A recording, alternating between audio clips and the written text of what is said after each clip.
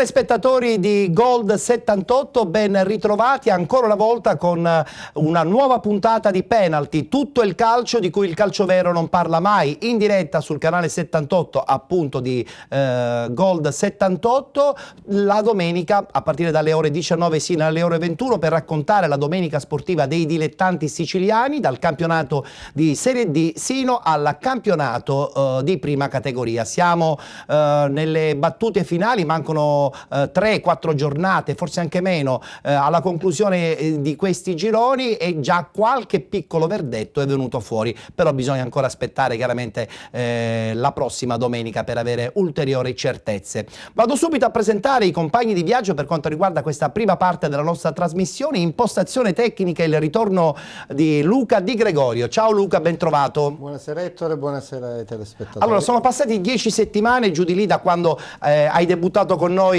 in questa nuova edizione di Penalty. È successo un po' di tutto, qualche squadra bene o male ha già dato un proprio verdetto stagionale. Sin qui ti ha impressionato il campionato di Serie D e i 2 gironi di eccellenza? Sì, come hai detto tu, da qualche mese, dall'ultima mia apparizione, è successo qualcosa. Secondo me ci sono già i verdetti definitivi, sicuramente. Orientativamente già ci sono. Sì, secondo me sì, per la Leonzio e per il Palazzolo secondo me già possono già festeggiare. Diciamo che hanno messo le bottiglie di spumante in frigo, pronte eventualmente per essere tirate fuori prestissimo. Loro staranno toccando ferro. Ma ci mancherebbe. È così. Ci mancherebbe. Mentre invece sono venuti a trovarci 2 personaggi abbastanza diversi tra di loro, ma che ho il piacere di presentare all'interno di questa nuova puntata di Penalty, un amico del calcio dilettantistico siciliano. Su tutti devo dire che la sua firma ci è sempre piaciuta, grazie anche ai suoi bei servizi sul quotidiano La Sicilia. Parliamo di Salvo Pappalardo. Ciao Salvo, ben trovato. Salve a tutti. Mi hai detto che vuoi parlare poco di calcio giocato, ma possiamo tirare fuori anche tanti ricordi sul calcio dilettantistico, Sì, no? certamente, sono 40 anni che ormai calco i campi di calcio. Ne conosci sicuramente tantissime di storie.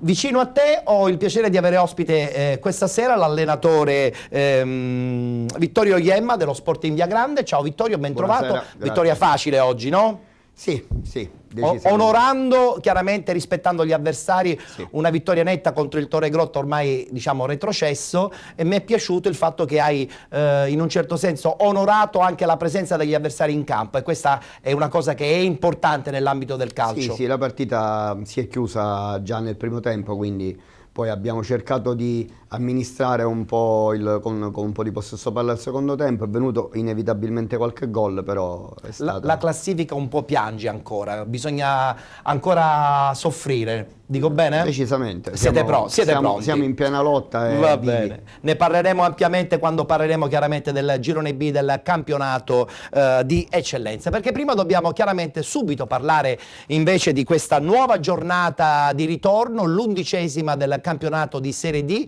oggi domenica 26 marzo 2017. Abbiamo subito il tabellino dei risultati, eccolo qui: San Cataldese Aversa Normanna 0-0, Frattese batte Cavese 1-0, Gladiator batte Due Torri 3-0 a tavolino, 2-2 tra Pomigliano e Igea Virtus, Sicula Leonzio batte Palmese 2-1, Castrovillari batte Sarnese 2-0, Città di Gela batte Roccella 2-1, Rende batte Turris 1-0 ed infine Città di Gragnano batte Sersale 3-2. Da quello che avete potuto ben capire, questa ennesima vittoria della Sicula Leonzio lancia sempre di più la squadra verso la Lega Pro, e su questo siamo tutti ampiamente contenti. Tra poco ci collegheremo naturalmente con il nostro inviato Enzo Sortino e avremo anche un collegamento con il direttore sportivo Davide Mignemi. Ma prima guardiamola questa classifica giunta oggi alla sua 11ª giornata. Sicula Leonzio in testa con 61 punti, 55 per l'Igea Virtus, 54 per la Cavese, 53 per il Rende, 49 punti per la Palmese, 47 per il Città di Gela, 46 per Turris e Frattese, 42 per Gladiator, 39 punti per il Città di Gragnano, 37 per il Pomigliano, 36 punti per la San Cataldese. Aversa Normanna 29 punti, 24 il Roccella insieme al Castrovillari, 23 punti la Sarnese, 9 punti il Sersale. Classifica classifica che ci fa sempre più convincere che a questo punto la squadra di Crozza ha praticamente mezzo piede in Lega Pro. Dopo questo tabellino della classifica guardiamo il prossimo turno, si giocherà naturalmente domenica prossima, domenica 2 aprile 2017, tenendo presente tra l'altro che la Sicula Leonzio recupererà mercoledì la partita contro il Sersale alle ore 15. Prossimo turno, Gladiator Pomigliano, Cavese Castrovillari, Aversa Normanna Città di Gela, Sarnese Città di Gragnano, Sersale Due Torri, Roccella Frattese, Rende San Cataldese, Igea Virtus Sicula Leonzio, e questo proprio il big match della prossima settimana, Palmese Turris.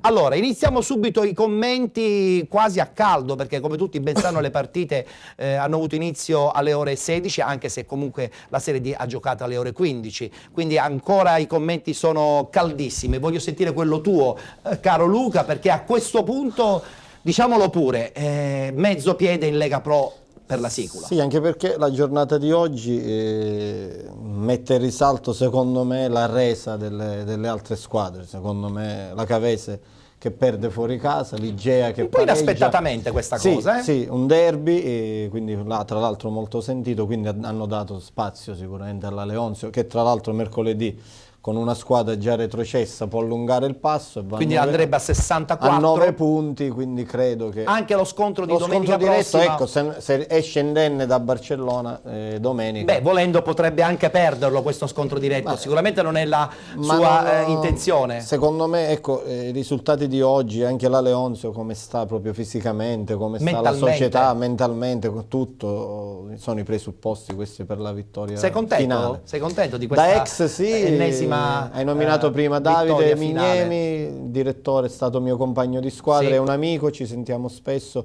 Sono contento perché devono andare avanti le società che stanno bene, che possono non garantire, fanno che garantiscono il futuro. Una città come Lentini merita questo, e non le società che non arrivano spesso. Società fantasma, io assolutamente, le chiamo. quindi sono contento, ecco, per questo. Ce n'è sempre meno società anche così. noi siamo molto contenti che una società così ben organizzata potrà dire anche già a partire dalla prossima stagione la sua in Lega Pro. Ci sarà il derby con il Catania, sicuramente. Notevole.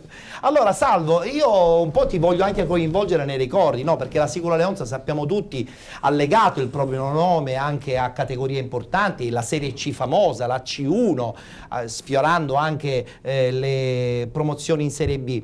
E questo ritorno probabilmente nei professionisti sta galvanizzando tutto l'ambiente, che oserei dire è un po' più galvanizzato rispetto ad una piazza come quella di Siracusa. Non so se sei d'accordo. Ma guarda, io da molti anni non vado più a Lentini, però ogni partita era uno spettacolo perché tutta la città partecipava, veramente tutti allo stadio, e per la prima volta, parliamo di 30 anni fa, sì, c'erano le donne allo stadio, addirittura, con i bambini. Tra l'altro adesso lo stadio subirà un altro rivoluzionamento, perché in società giustamente vogliono presentarsi bene in Lega Pro. Certamente, certo, lo stadio, quello che ricordo io, ormai sarà vetusto, e perciò bisogna rinnovarlo. La C è una categoria molto importante. Secondo te sarà pronta la Leonzio per la prossima stagione per una Lega Pro di intensità? Beh, i problemi ci sono. Noi non vogliamo mettere le mani avanti, però la Serie C è tutta un'altra cosa. È tutta un'altra cosa. Non illudiamoci. Ma sono pronti? Ho l'impressione che all'interno hanno un gruppo dirigenziale io determinato. non li conosco, ma speriamo. Va bene. Vittorio, invece voglio sentire un po' il tuo aspetto tecnico su questa Leonzio, che a dicembre ha cambiato allenatore, che momentaneamente comunque stava andando bene, parliamo di Sebbi Catania, ha rivoluzionato forse probabilmente negli obiettivi il suo percorso e hanno fatto 13. Ha cambiato allenatore, ma ha cambiato anche, ha preso parecchi giocatori. Indubbiamente, ha completato la rosa. Sicuramente la rosa a disposizione del mister Cozza non è quella che aveva il mister Catania, quindi c'è da precisarlo. Certo. Per quanto mi riguarda, altrimenti se no passerebbe il messaggio: hai cambiato allenatore, è cambiata. Non è stato solo la questo marcia. Diciamo che il cambio di marcia. No, perché poi tra l'altro, se non ricordo male, comunque erano lì, non Sì, erano sì, primi, infatti, ma erano le infatti un prime po' ha posizioni. sorpreso, no, la sostituzione Sicuramente loro di Sebbi. quest'estate quest'estate quando in fase di costruzione della squadra era evidente che comunque miravano a piazze importanti, a posizioni importanti. Tra l'altro tu, insomma, vieni da un'esperienza di Siracusa, sì, e sai benissimo come la piazza di Siracusa era presente quell'anno quando sono andati in Serie D. Sì. Secondo te hanno la stessa intensità quelli di Lentini? Oppure effettivamente esistono delle sostanziali differenze sul modo anche di concepire il tifo?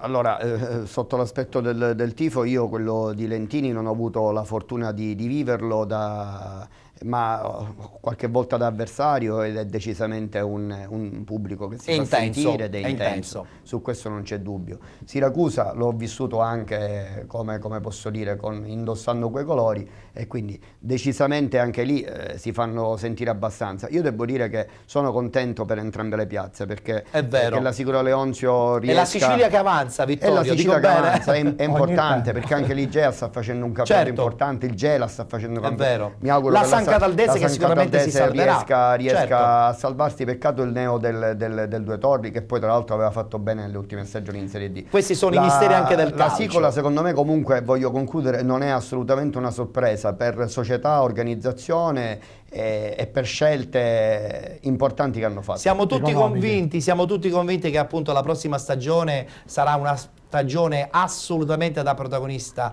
per la Sicula Leonzio. Abbiamo il collegamento con Enzo Sortino, che ha seguito per noi questa vittoria importante della Sicula Leonzio. Enzo, sei in linea, pronto? Sì, buonasera Ettore. Buonasera Enzo. Allora, vittoria importante, come è andata? Perché dal risultato sembrerebbe un po' sofferta, però io credo che i valori in campo erano abbastanza chiari, o sbaglio? Beh, guarda, giocare dopo 21 giorni di sosta forzata non è stato facile per la Leonzio. Tra l'altro oggi rientrava in squadra Ricciardo, che era più di un mese che non giocava per un infortunio, e non ha fatto vedere proprio il fatto che non ha giocato per più di un mese, ha dato l'anima in campo, ha dato l'assist al suo compagno Callon per andare in rete, e dunque si è vista una squadra motivata. Un piccolo neo che c'è stato è stato quello che nel secondo tempo, avanti di 2 gol e con un uomo in meno per quanto riguarda la Palmese, hanno un po' alleggerito la spinta, ma questo si doveva al fatto che in settimana c'è stato il presidente della Palmese che ha pompato in maniera assolutamente sbagliata, esagerata, c'era un po' di nervosismo tra le file dei bianconeri.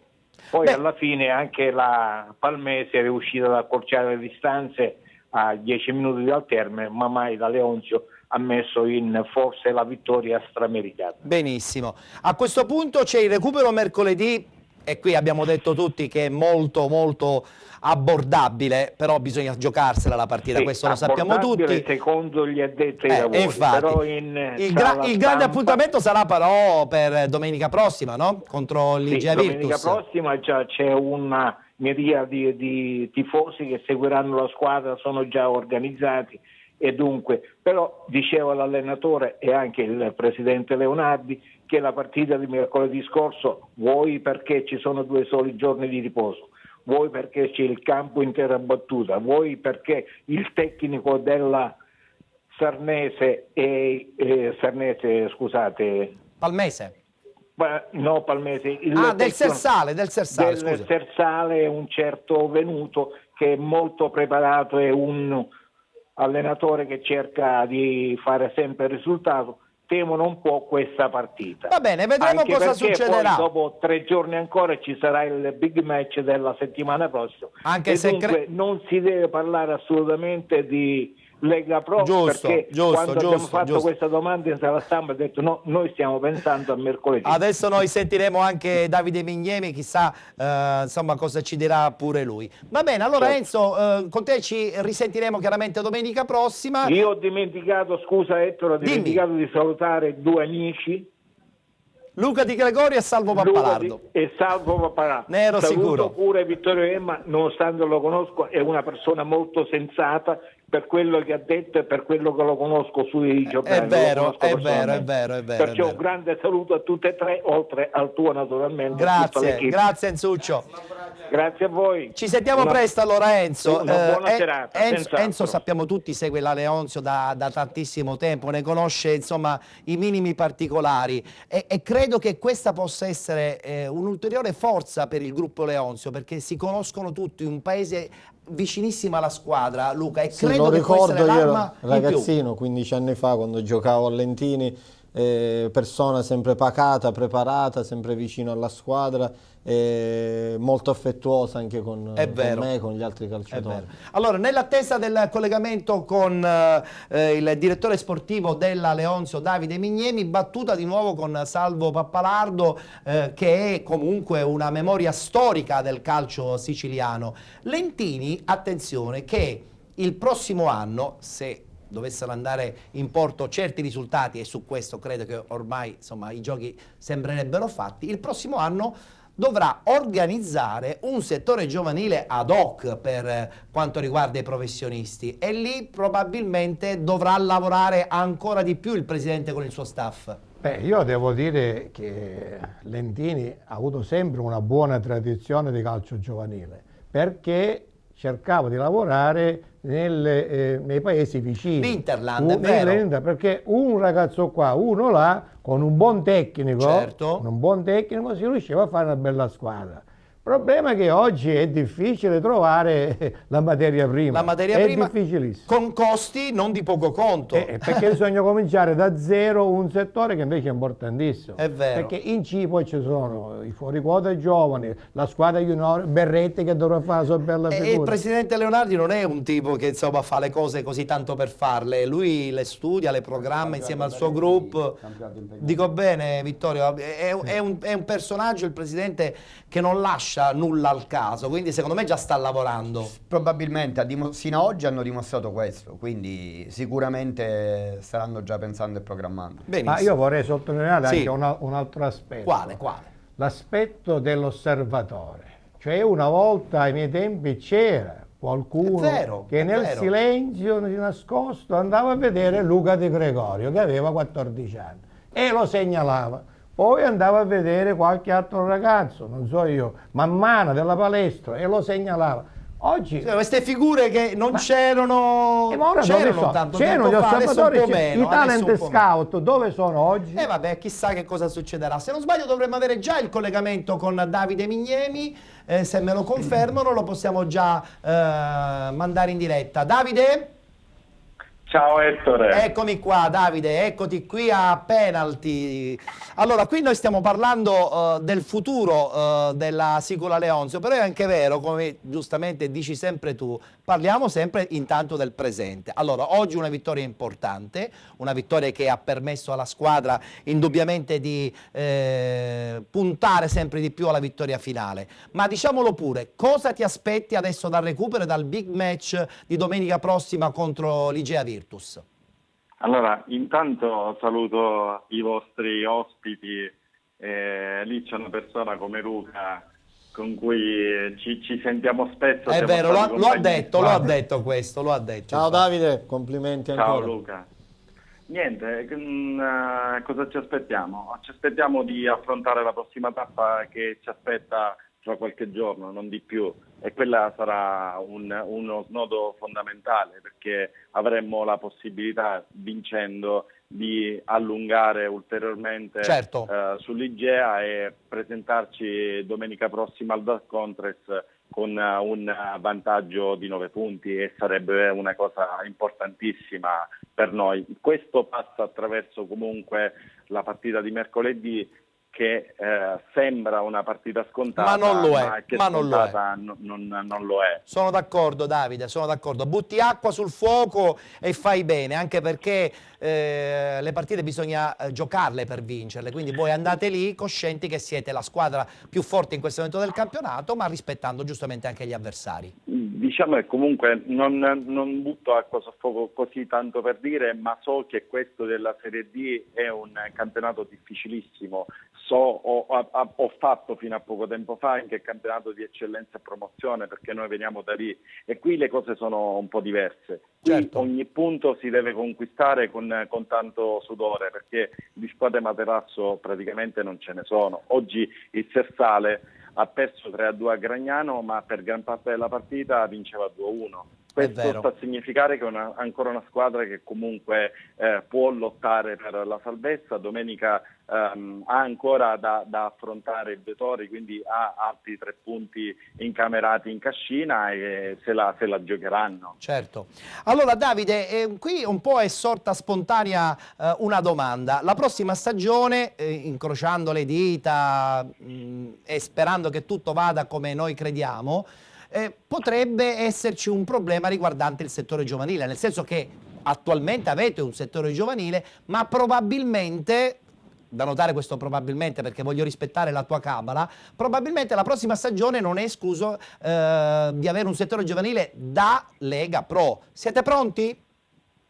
Guarda Ettore, onestamente mi fai una domanda più grande di quello che immaginavo, ti chiedo scusa. Noi no, assolutamente. Noi siamo concentrati ancora su queste 7 partite. Le altre ne varranno 6, noi ne abbiamo 7 e noi li dovremmo affrontare col massimo della concentrazione se vogliamo arrivare all'obiettivo. Questo è anche massimo, vero, questo è anche vero del campionato. Poi vi posso dire ad onor del vero che comunque qualunque sia se sarà così, problemi non ce ne sono, perché noi come sempre abbiamo dimostrato di essere lungimiranti, di programmare sempre con oculatezza e quindi da questo punto di vista se sarà non ci faremo cogliere impreparati. E siamo tutti sicuri che ancora una volta il Presidente insieme a tutto il suo staff regalerà ancora delle emozioni non soltanto a questo punto al popolo di Lentini ma anche al popolo di Siracusa, al popolo di Catania,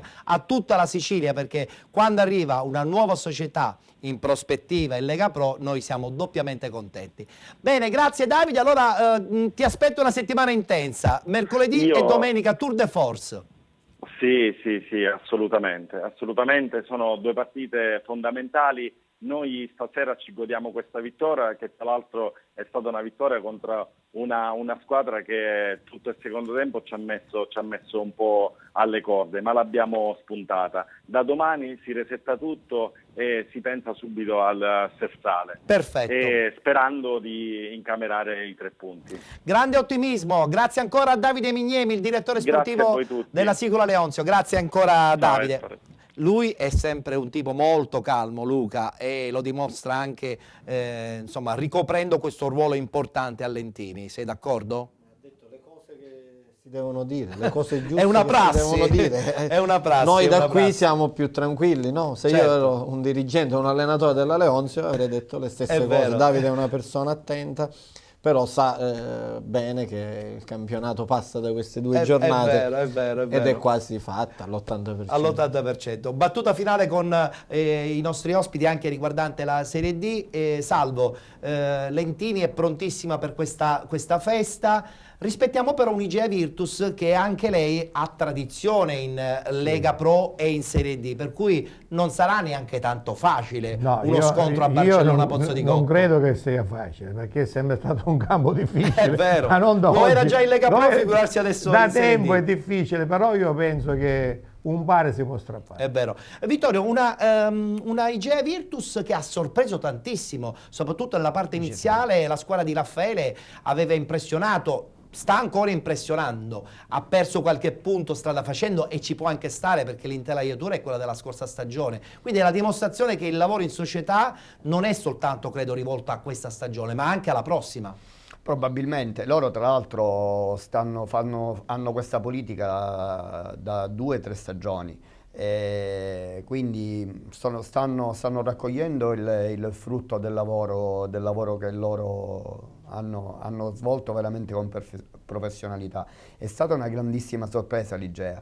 ma oggi dire ha perso qualche punto secondo me è un parolone. È vero, anche se dovesse finire il campionato va bene oggi, lo stesso, è come se avesse vinto. È vero, è vero. Beh, va nella roulette dei ripescaggi, eventualmente con un secondo o terzo posto. Sì, pertanto, ma decisamente al di là di quelli che erano un po' già festeggiare una i super progetti. stagione, perché Assolutamente. non penso che loro all'inizio della stagione pensavano di trovarsi lì. Non credo proprio neanche io. Andai sotto Cavese, Turris, Rende. Infatti, vuol dire che l'hai fatta bella la stagione, è come se l'hai fatta bene. Sì. Bene, abbiamo chiuso dunque la parentesi dedicata al campionato di Serie D, rimanderemo la prossima settimana con un altro commento, chiaramente questo big match che si giocherà a Barcellona, Pozzo di Gotto. Parliamo adesso invece dei 2 gironi del campionato di eccellenza, siamo giunti alla 12ª giornata di ritorno, risultati un po' a sorpresa, tutto è stato rimesso in gioco soprattutto nel girone A appunto del campionato di eccellenza. Guardiamo il tabellino dei risultati. Oggi domenica 26 marzo 2017. Mazzara batte Folgore Selinunte 2-0, Alba Alcamo batte Mussomeli 2-1, Pro Favara Paceco 0-0, Licata batte Parmonval 1-0, Castelbuono batte Riviera Marmi 3-1, Atletico Campofranco Nissa 0-0, Dattilo Noir batte Marsala 4-1 ed infine Troina batte Terranova Gela 10-0. Risultato un po' che ci spiazza, ma è stato un risultato principalmente legato ai 3 punti che il Troina doveva assolutamente insomma portare a casa. Lo ha fatto perché in questa maniera la classifica sorride appunto alla squadra di Pagana che raggiunge, seppur perdendo lo scontro diretto la scorsa settimana, raggiunge in testa il Paceco. Guardiamola la classifica perché ancora una volta siamo tutti incollati su queste 2 squadre che fino all'ultimo sicuramente ci regaleranno emozioni. Paceco e Troina in testa con 53 punti, Folgore e Selinunte con 48, Rivera Marmi con 45 punti, Alba Alcamo 43, 42 per il Dattilo Noir, 39 per il Castelbuono, 37 per Mazzara e Nissa, 36 la Parmonval insieme all'Icata, 33 per il Mussomeli, 31 punti per il Campofranco, 29 per il Pro Favara, 17 per il Marsale ed infine 8 punti per il Terranova Gela. Guardiamo anche il tabellino della prossima giornata, si giocherà naturalmente il giorno 2 di aprile. Voglio anche tra l'altro ricordare che poi il turno successivo si giocherà di mercoledì 5 aprile, quindi nel giro praticamente di una settimana ci saranno 2 partite importantissime perché poi il 9, come tutti ben sanno, il campionato si ferma. Guardiamo appunto il tabellino del prossimo turno: Parmonval Alba Alcamo, Folgore e Selinunte Atletico Campofranco, Riviera Marmi Licata, Mussomeli Mazzara, Marsala Paceco, Dattilo Noir Castelbuono, Terranova Gela Pro Favara ed infine Nissa Troina.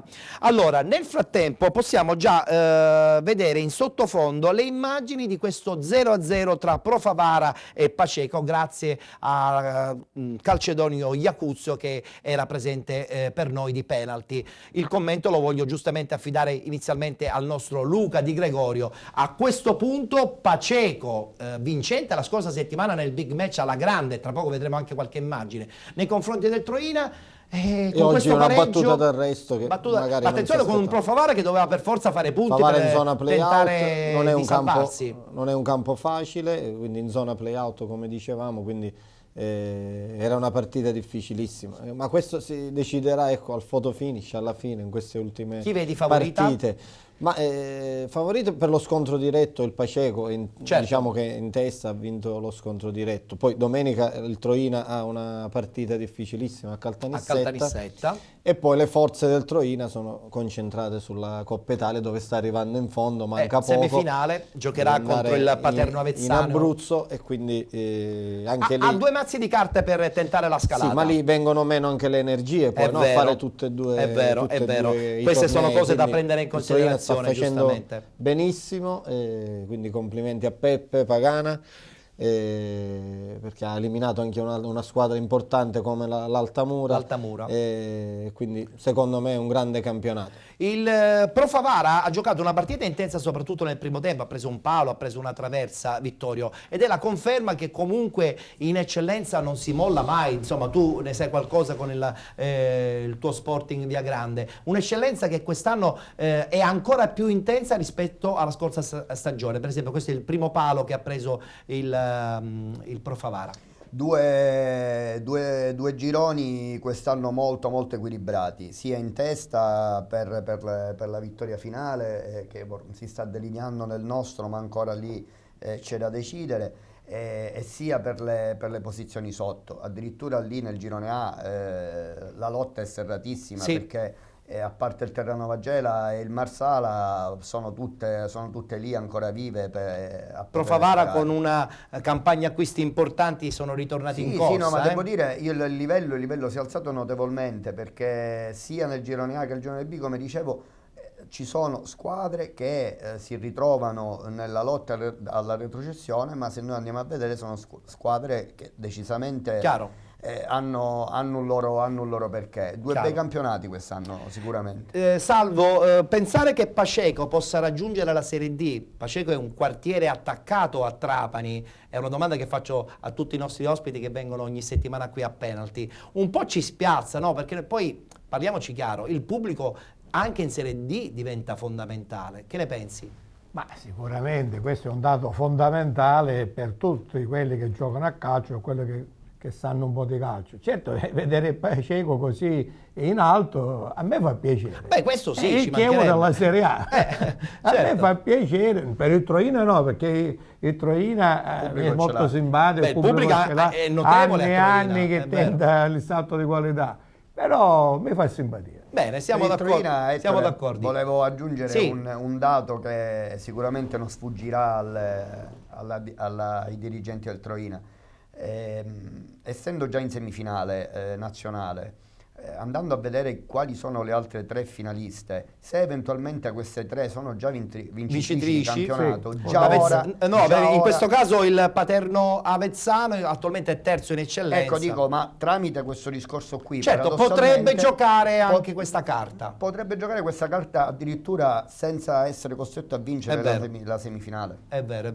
Rientriamo in studio perché adesso ho da lanciare invece le 2 interviste ai 2 allenatori che oggi si sono dati battaglia in quella di Favara. Prima sentiremo l'allenatore del Pro Favara, Beppe Balsamo, e poi a seguire Massimiliano Mazzara, che ha raggiunto la squadra soltanto a dicembre, però è anche vero che da quando è al timone della squadra trapanese la squadra vola altissima in classifica, con buone giustamente possibilità di vincere questo girone intensissimo del campionato di eccellenza. Guardiamo le interviste grazie alla disponibilità e alle riprese di Calcedonio Iacuzzo.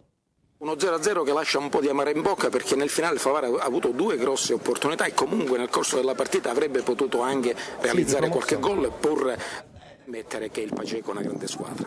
Paceco a questo punto del campionato, per essere prima in classifica, noi lo sapevamo che incontravamo che una squadra che insieme al Torino sono quelle candidate alla vittoria finale, però devo fare un grande complimento alla mia squadra, perché ce la siamo giocati a viso aperto, abbiamo creato, loro hanno avuto 2-3 occasioni solo su uno sul nostro errore e 2 su calci piazzati.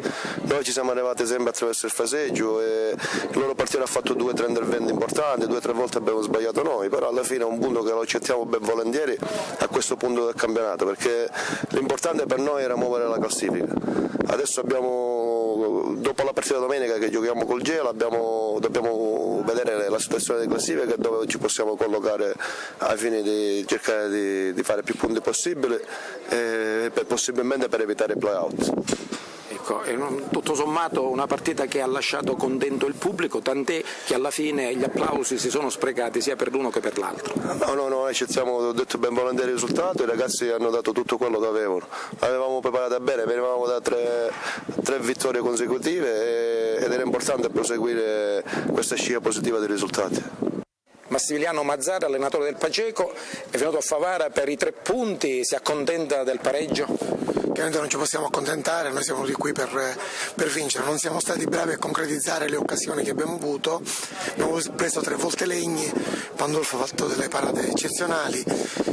È un peccato perché per noi questi 3 punti erano fondamentali per la vittoria finale. Adesso siamo a pari punti con il Troina, abbiamo 3 gare ancora da disputare, chiaramente cercheremo sia noi, penso che il Troina, di sbagliare il meno possibile, perché la squadra che sbaglierà di più chiaramente non avrà chance per recuperare, quindi il campionato, le giornate diminuiscono, quindi ormai mancano solo 3 giornate alla fine, noi speriamo di non sbagliare più in queste 3 giornate. Ma il finale di campionato vi propone partite tutto sommato facili con Marsala e Terranova Gela. Sì, insomma le partite chiaramente si devono giocare sul campo e quindi ogni partita fa storia a sé. La domenica andiamo a Marsala, quindi ci dovremo giocare la partita sul campo e poi andremo col Terranova e poi avremo il Terranova in casa e poi l'ultima partita giocheremo in casa della Nizza, che sarà anche lì una partita difficile, quindi ancora da qui alla fine un grande bagarre per la lotta finale. Siete andati diverse volte vicinissimi al gol, cosa è mancato per riuscire a portare i 3 punti da Favara? Ma prendendo 3 volte legni penso che sia mancato oggi un pizzico di fortuna che non ci ha accompagnato, perché abbiamo avuto 3 volte, insomma, per pochissimo la palla non è entrata per pochissimo, quindi è un peccato davvero. Se devo essere sincero, questo Paceco ci piace, nel senso che molti addetti ai lavori hanno pure detto che in campo si fa valere. Io non l'ho visto giocare in campo, però da quello che insomma le cronache riportano, il Paceco è una squadra quadratissima, tutte le squadre di Mazara sono squadre quadratissime, per cui sarà veramente dura per il Troina. Sì, assolutamente sì, non l'ho visto neanche io, ma da quello che mi dicono, mi sono informato, è una squadra che gioca a calcio, che è ben guidata e soprattutto è una società sana, una società seria. Questo Troina però veniva giustamente dalla trasferta di Avezzano, di Altamura. Veniva da trasferte pesanti, questa Coppa Italia che ripeto, sta onorando alla grande e ormai deve andare fino in fondo, quindi in una settimana ha dovuto giocare più partite. Mi pare che è un paio di mesi che gioca mercoledì e domenica, sì. Quindi ci può stare un calo mentale, fisico, quindi è da 25 giorni orientativamente che giocano, sì. Onore comunque a questo Paceco, perché come diceva giustamente anche Salvo Pappalardo, noi tifiamo seppur il centro è piccolissimo. Assolutamente, è un piacere vedere queste piccole società, queste piccole realtà. Vedo che ha uno stadio con erba sintetica. Questo è Trapani. Questo è Trapani. Comunque la partita l'hanno giocata a Trapani. Forse questa gara sì, la partita l'hanno giocata a Trapani. Sicuramente si attrezzeranno per hanno un campo anche in sintetico comunque. E quindi infatti insomma, avevo visto altre immagini che c'era il sintetico. È vero. Quindi meritano come Troina, un piccolo centro con un bellissimo campo, un'ottima struttura, quindi ecco, si va avanti anche per questo. Onore dunque sia al Paceco che al Troina, un in bocca al lupo ai 2 allenatori che sino all'ultimo insomma cercheranno di vincerlo questo girone, e noi stiamo lì a guardare coscienti, Salvo, che sicuramente lo spettacolo non mancherà, no? Sì, sono d'accordo, è bellissimo, così mi piace molto. Mi piace molto, è vero. Bene, allora amici di Penalty, adesso è il momento di parlare del girone B del campionato di eccellenza. Qui la presenza tra l'altro di Vittorio ci può dare un'ulteriore chiarezza su questo girone che sino a qualche settimana fa era ingarbugliatissimo con 4-5 squadre che potenzialmente potevano vincerlo questo girone. Adesso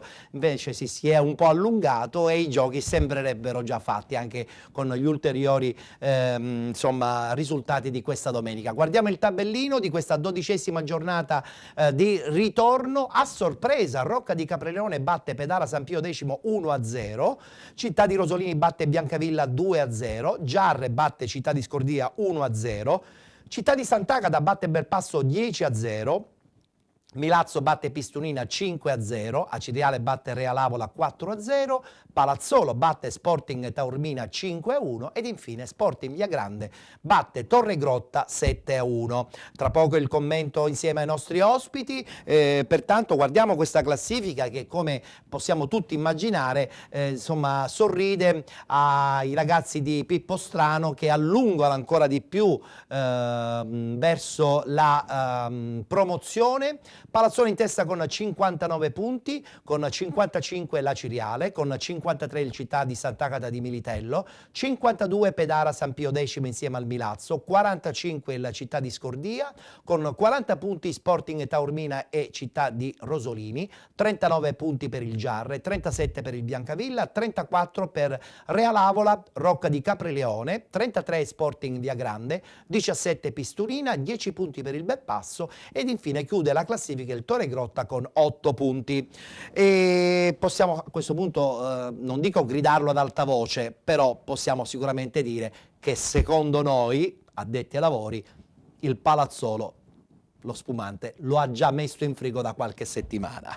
Guardiamo il prossimo turno, si giocherà naturalmente giorno 2 di aprile, domenica prossima, Belpasso a Ciriale, Città di Rosolini, Pedara San Pio X, Città di Scordia, Città di Sant'Agata, Pistunina Giarre, Sporting Taormina Milazzo, Real Avola Rocca di Capreleone, Torre Grotta Palazzolo, Biancavilla Sporting Via Grande. Allora, Luca, iniziamo da te. Manca poco, nel senso che domenica secondo me tutte e due resteranno sempre perché la Ciriale sarà a Belpasso, il Palazzolo a Torre Grotta, quindi resteranno invariate i punti, quindi a quel punto mancheranno due partite. Festeggerà in casa il Palazzolo. A questo punto meritato, sei d'accordo? Assolutamente, per le cose che ho elencato prima. Programmazione, serietà, a dicembre prendi giocatori importanti come Baiocco che ti fanno l'ulteriore cambio di velocità. Le altre invece hanno un po' di problemi e quindi è così. Però tutto sommato la San Pio e il Sant'Agata di Militello hanno fatto un gran campionato. È vero, è vero, è vero. Vittorio, invece parliamo di questo campionato che ha avuto nella sua parte, diciamo, tra gennaio e febbraio un ingarbugliamento quasi esagerato. Potenzialmente 4-5 squadre potevano vincere questo girone. Palazzolo, ci stava la Ciriale, Città di Sant'Agata di Militello, ci stava il Pedara, ci stava il Milazzo, addirittura sino a qualche settimana fa anche lo Scordia poteva tentare di agganciare i playoff. È stato un campionato interessante e che ha dato degli spunti di qualità. Non so se sei d'accordo, tu li hai incontrate tutte. Sì, quindi sì, di qualità decisamente. Queste che tu hai nominato sono delle squadre che sicuramente per l'eccellenza sono dei lussi. A parte il Sant'Agata, che poi tra virgolette il Sant'Agata, perché è vero che ha iniziato con nomi non altisonanti, però poi Cicirello 94 è venuto fuori un grandissimo giocatore, Scariolo si è confermato una punta che ha fatto gol, quindi anche loro alla fine sono buon tempo, un buon giocatore, quindi anche non erano una sorpresa tutto qualche sommato. Settimana fa la San Pio addirittura era in vetta, a dimostrazione del grande ingarbugliamento che c'era nella zona alta della classifica, poi hanno mollato tutto in una volta. Allora la definizione mollare secondo me forse è un po' esagerata. È esagerata. Il discorso invece è che siccome hanno lottato, cioè, se noi a 3 giornate alla fine comunque ancora parliamo sì, Palazzolo ha un buon vantaggio, non c'è dubbio, però sino a 4 giornate, quindi sino a prima di oggi, evidentemente ancora c'era un qualcosa, significa che è stato un campionato equilibrato. I campionati equilibrati cosa prevedono? Che poi dopo le prime 5-6 di ritorno inevitabilmente viene fuori quella che poi ha più forza caratteriale, più organizzazione mentale, ma poi si vengono a inserire tante di quelle situazioni, il calendario, l'intrecciarsi degli sconti diretti, che ti danno anche quello una mano. Chiaro. E quindi prendo questo argomento perché per quanto ci riguarda noi abbiamo finito un girone d'andata importante. Avevamo un netto vantaggio, però io poi in un mese e mezzo ho incontrato di fila Palazzola, Cireale, Milazzo, Sant'Agata, San Pio e Scordia, quindi inevitabilmente abbiamo fatto fatica. Poi paghi un calendario così intenso, lo paghi. È chiaro, quindi anche per quelle di testa è stato così. Poi alla fine viene fuori l'organizzazione. tanta roba il Palazzolo, però devo dire che nulla da invidiare la San Pio, nulla da invidiare la Cireale, certo. Poi ognuno con i propri problemi. Attenzione, perché adesso in vista playoff, poi sentirò anche Luca oltre a Salvo Pappalardo, anche lì saranno partite di una certa caratura, no? Perché attualmente, finisse oggi il campionato, lo scontro sarebbe tra Aciriale e Milazzo e tra Città di Sant'Agata di Militello e Pedara San Pio X. Pertanto due scontri al Fumicodone. Partite importanti, sì, e devo dire equilibrate. Io penso che quest'anno il fattore casalingo conti relativamente poco, perché anche se hai il vantaggio di poter portare la partita in parità sino al secondo tempo supplementare ed evitare i rigori, per quello che si è visto in campionato sono stati tutti scontri diretti alla pari, quindi sono partite aperte. Lì è un discorso di mentale e di energie fisiche. Allora ti voglio fare qualche nome, perché poi voglio sentire anche sia Luca che Salvo su quello che potenzialmente può diventare insomma il computo finale dei playoff. Secondo te chi sarà la seconda squadra che poi tenterà l'aggancio per la finale regionale playoff? Onestamente, dai, tu le hai conosciute tutte e quattro. La Cireale. Aciriale. Luca, secondo te, dice bene Vittorio, la Cireale sulla carta tra le quattro potrebbe essere quella che poi andrà a giocarsi forse la finalissima? Sulla carta sì, anche come punti, più avanti però anche la San Pio di Orazio Pitatella secondo me ha delle ottime chance. Quindi anche la San Pio forse ancora più della Cireale secondo te? Sì, sì, ma come appunto tranquillità, voglio come una serenità. squadra, come sono stato costretto a dirgli. San Pio, lui San Pio, mentre invece Salvo Pappalardo, secondo te? Io sono sicuro la Cireale. La Cireale. La Cireale, il blasone, il pubblico, Pedara piange. Pedara piange. Una rosa più ampia. Una rosa più ampia, forse anche più allenati mentalmente per degli scontri importanti, no? Cioè rispetto alla San Pio probabilmente più allenata. Questo no, perché c'è Mister Piratella. Sì, non tanto dal punto di vista dei giocatori del quadro tecnico, ma dal punto di vista proprio societario, no? La Cireale ha un seguito anche di pubblico che potrebbe giovare. No, decisamente, questo non c'è dubbio, certo, questo non c'è dubbio. Va bene, vedremo cosa succederà. Giriamo pagina, nel senso che ci trasferiamo nella parte bassa della classifica, perché ci devi raccontare invece questa stagione dello Sporting Via Grande, no? Perché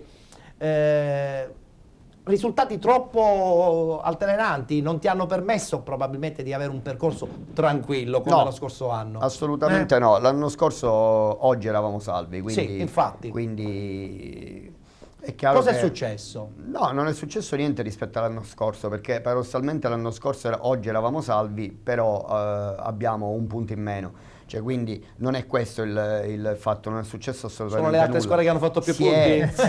Si è decisamente elevato il livello del campionato, come dicevo prima, perché noi, se guardiamo un attimo, ricordiamo la classifica, se noi pensiamo che sino a oggi in Vischiate c'erano Biancavilla, che con tutto il rispetto è una squadra sicuramente non da considerare come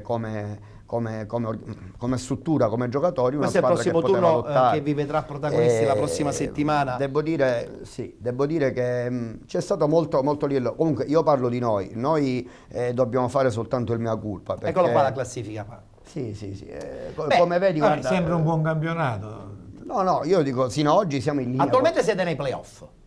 Nei play-out. Nei playoff mi sarebbe piaciuto. No, scusa, facciamo un... dico, se tu mi chiedi del Via Grande io ti rispondo in maniera coerente. Noi oggi siamo in linea con i programmi. Bene. Cioè non c'è mai stata da parte nostra o di squadra, mister, staff tecnico, società, una velleità nel poter pensare di poter fare un campionato diverso. Ma questo sin dall'inizio abbiamo detto che il nostro obiettivo era la salvezza, siamo ancora in corsa per la salvezza, e quindi è vero che secondo me ci manca qualche punticino, dove però, ripeto, non mi appello né alla fortuna né a nient'altro, ma mi appello soltanto al mea culpa, perché abbiamo decisamente buttato al vento partite dove potevamo tranquillamente vincere la partita. In alcuni casi abbiamo pareggiato, in altri siamo addirittura usciti sconfitti, dove si meritavano evidentemente 3 punti. Questa è la legge del calcio, purtroppo. Ma quello no? è solo colpa nostra, quindi vabbè. non... Attenzione, perché la prossima settimana è una partita difficile per la Biancavilla. Ora, tra domenica e mercoledì è chiaro che capiremo un po' quale sarà il vostro nostro futuro. destino. Biancavilla e Rosolini sono 2 scontri diretti, purtroppo entrambi fuori casa, sì. E quindi chiaramente un po' più difficili, ma noi siamo vivi, ci crediamo, la squadra gioca. Senti che determinazione, ci piace quando insomma viene un allenatore così determinato, che carica l'ambiente. Deve essere così, giusto? Logico, Salvo? Sicuramente. Perché insomma... Allora posso dire una cosa? Sì, certo. Io ho allenato gli allievi del Via Grande. Ah, addirittura. Perché avevo la stessa grinta che c'era. Ma è giusto che sia uguali, così, vedi, la determinazione allievi, è fondamentale, perché poi tra l'altro l'allenatore deve essere colui che la deve trasmette, trascinare, altrimenti dove si va? Luca, la determinazione diventa fondamentale anche in questi campionati, poi ti deve andare a giocare un play out intenso. Assolutamente, anche perché, poi parlo anche come direttivo, no, dell'associazione. Certo, dell'Ajax. Io sono dalla parte, no, essendo anch'io certo. un tecnico, sono stato giocatore e spesso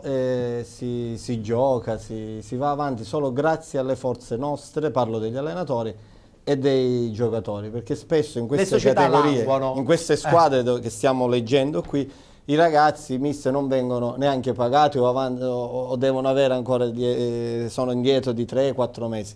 Quindi mi batterò sempre per i giocatori e per gli allenatori. Giusto. Perché vanno in campo, il Belpasso per esempio faccio i complimenti, certo, no? Chiaro. Perché vanno dei ragazzi, sicuramente non saranno pagati e vanno a fare sacrifici, oggi a Sant'Agata. E onorano quindi, il calcio. se non fosse appunto per i ragazzi, per il mister, per i tecnici, no? Certo. Che vanno lì, che portano il nome avanti di questa squadra e di questa cittadina, e nessuno fa niente per aiutarli. Quindi è vero. io da 30 anni che sono in questo mondo e da 30 anni che vedo più o meno adesso sempre questa le stesse figura all'interno cose. dell'AEC è ancora più... Ma non possiamo, tu fai parte del nostro direttivo, possiamo solo parlare, perché spesso sono piccole gocce nel mare. Parlarne è già una cosa importante. Sì, ma nessuno io dico che questo carrozzone va avanti solo per noi allenatori, giocatori e appassionati, parlo di massaggiatori, sì, no, dei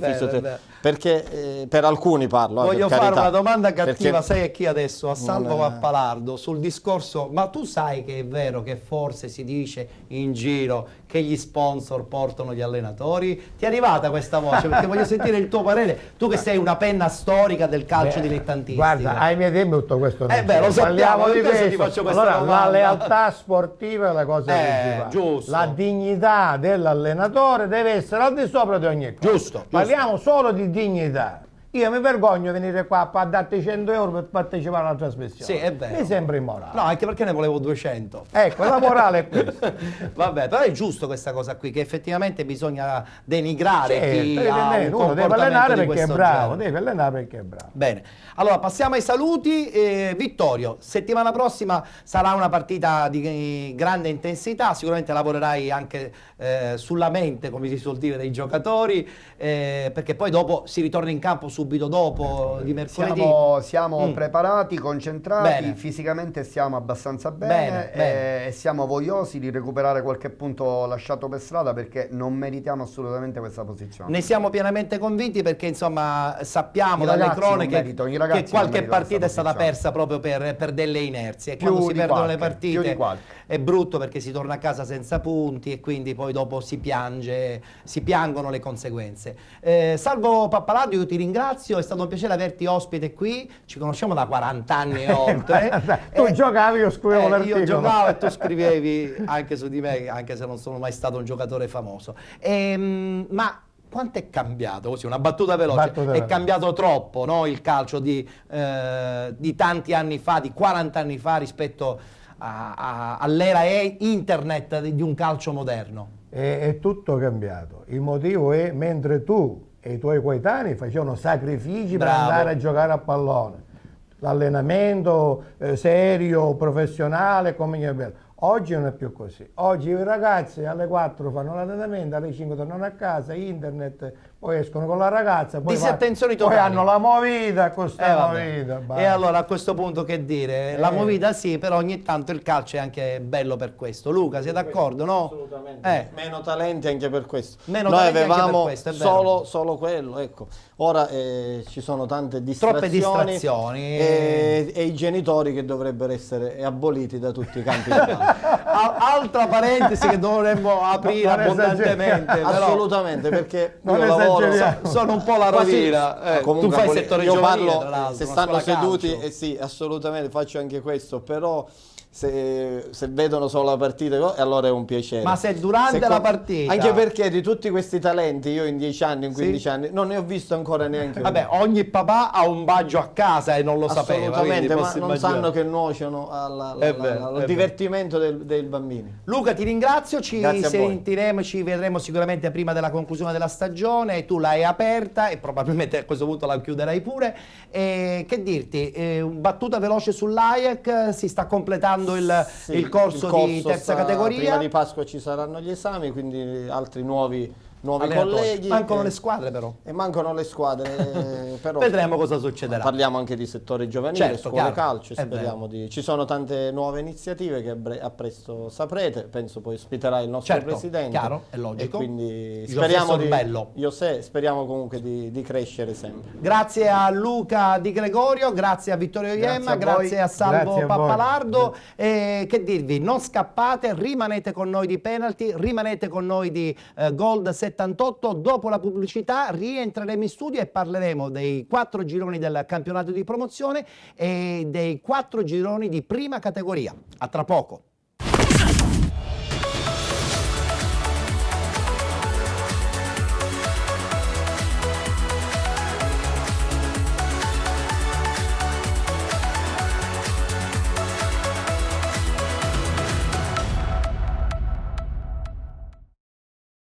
Ritorna l'estate e con l'estate il divertimento diventa vita. Ritorna Donna del Mare. Hai compiuto 18 anni? Vuoi divertirti con noi in giro per tutta la Sicilia ed essere una delle 8 concorrenti del concorso più cool dell'estate? Non perderti l'occasione. Si aprono ufficialmente i casting per la nuova edizione di Donna del Mare. Prendi nota e ti aspettiamo ai casting ufficiali organizzati da Play Village. Un'occasione da non perdere. Affrettati!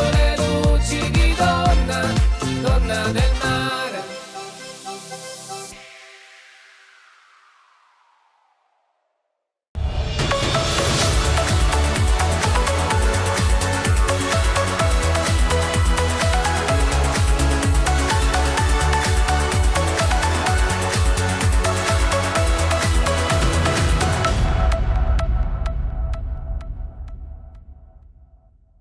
Eccoci di nuovo in studio, amici di Penalty, tutte le domeniche su Gold 78, canale 78 del digitale terrestre, tutte le domeniche per raccontare il calcio dilettantistico tra le 19 e le 21, dalla Serie D sino al campionato di prima categoria.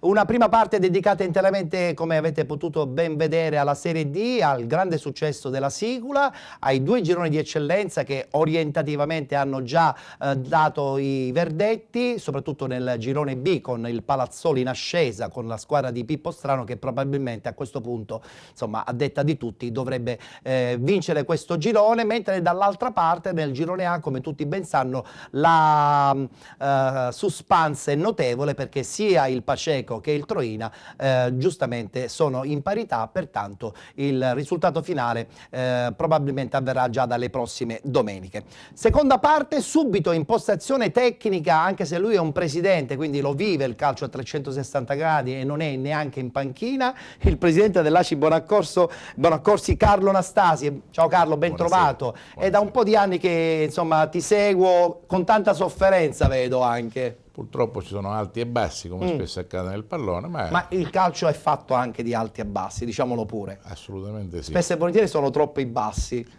Oggi più che mai. Oggi più che mai. Vabbè, però Acibola Accorsi che sta insomma facendo comunque un campionato più che buono in prima categoria. La realtà è che il nostro paese, che è piccolino, non dimentichiamolo, la prima categoria è un Poi avete un gioiellino che è il campo, sottolineiamola questa cosa. Almeno quello cerchiamo di difenderlo. E fate bene, mantenerlo. tenendo presente che molte società hanno un problema legato al campo, voi in questo caso non ce l'avete. Siamo molto corteggiati. È vero.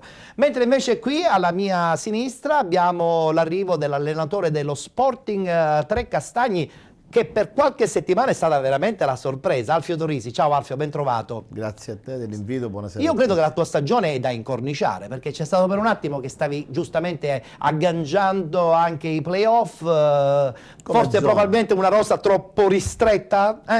No, bisogna dire che stiamo facendo, i ragazzi hanno fatto veramente qualcosa di importante quest'anno che penso che resta agli archivi. La società è contenta?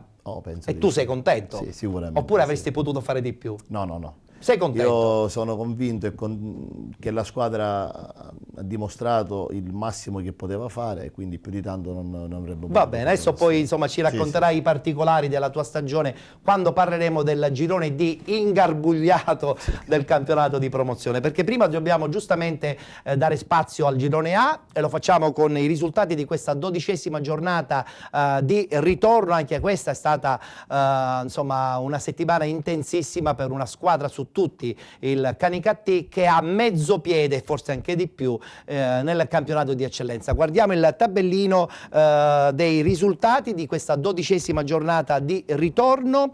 Gattopardo batte Atletico Ribera 6-4, Nuova Sancis Castellammare 2-2, Casteltermini batte Camarat 1-0, la partita Cinque Torri Trapani Partinico Audace si sta ancora giocando, Campobello Salemi 1-1, Canicattì batte Raffadali 1-0, Libertas batte Ravanusa 3-0 ed infine Ares Menfi batte Serra di Falco 2-2.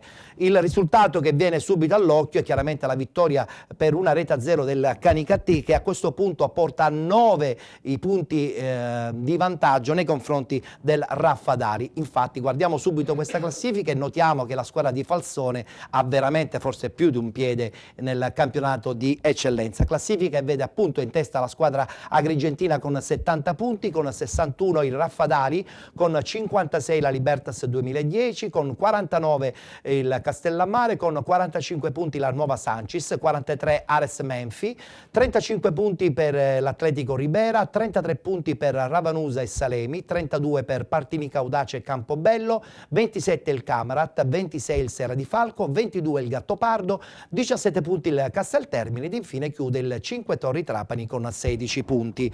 Che dire su questo campionato stratosferico del Canicattì? La battuta la voglio fare intanto subito con un mister che conosce giustamente l'ambiente del calcio dilettantistico e soprattutto un entourage di allenatori. Falsone quest'anno ha fatto bingo, nel senso che già dallo scorso anno poteva aspirare ad andare in eccellenza, ha perso il tutto a 11 metri con i rigori del Real Avola. Quest'anno sono partiti subito alla grande e credo che sia strameritato. Sì, come ben detto tu, è strameritato e soprattutto riconfermarsi anche l'anno dopo non è mai facile. Non è facile, lui è stato bravo, io ho avuto il piacere di conoscerlo, Giovanni, telefonicamente qualche settimana addietro.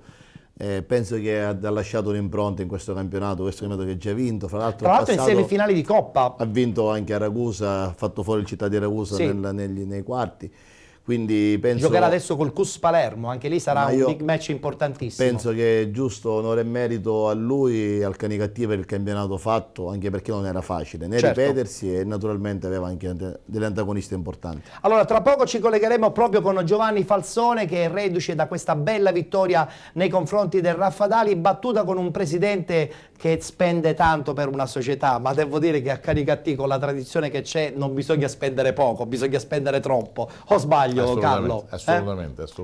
Quanto può incidere il fatto di avere un buon portafoglio? Oggi è un fattore, direi, determinante, al di là della competenza del tecnico, la sapienza del tecnico, ma il budget che ha a disposizione. È una piazza che ti segue anche?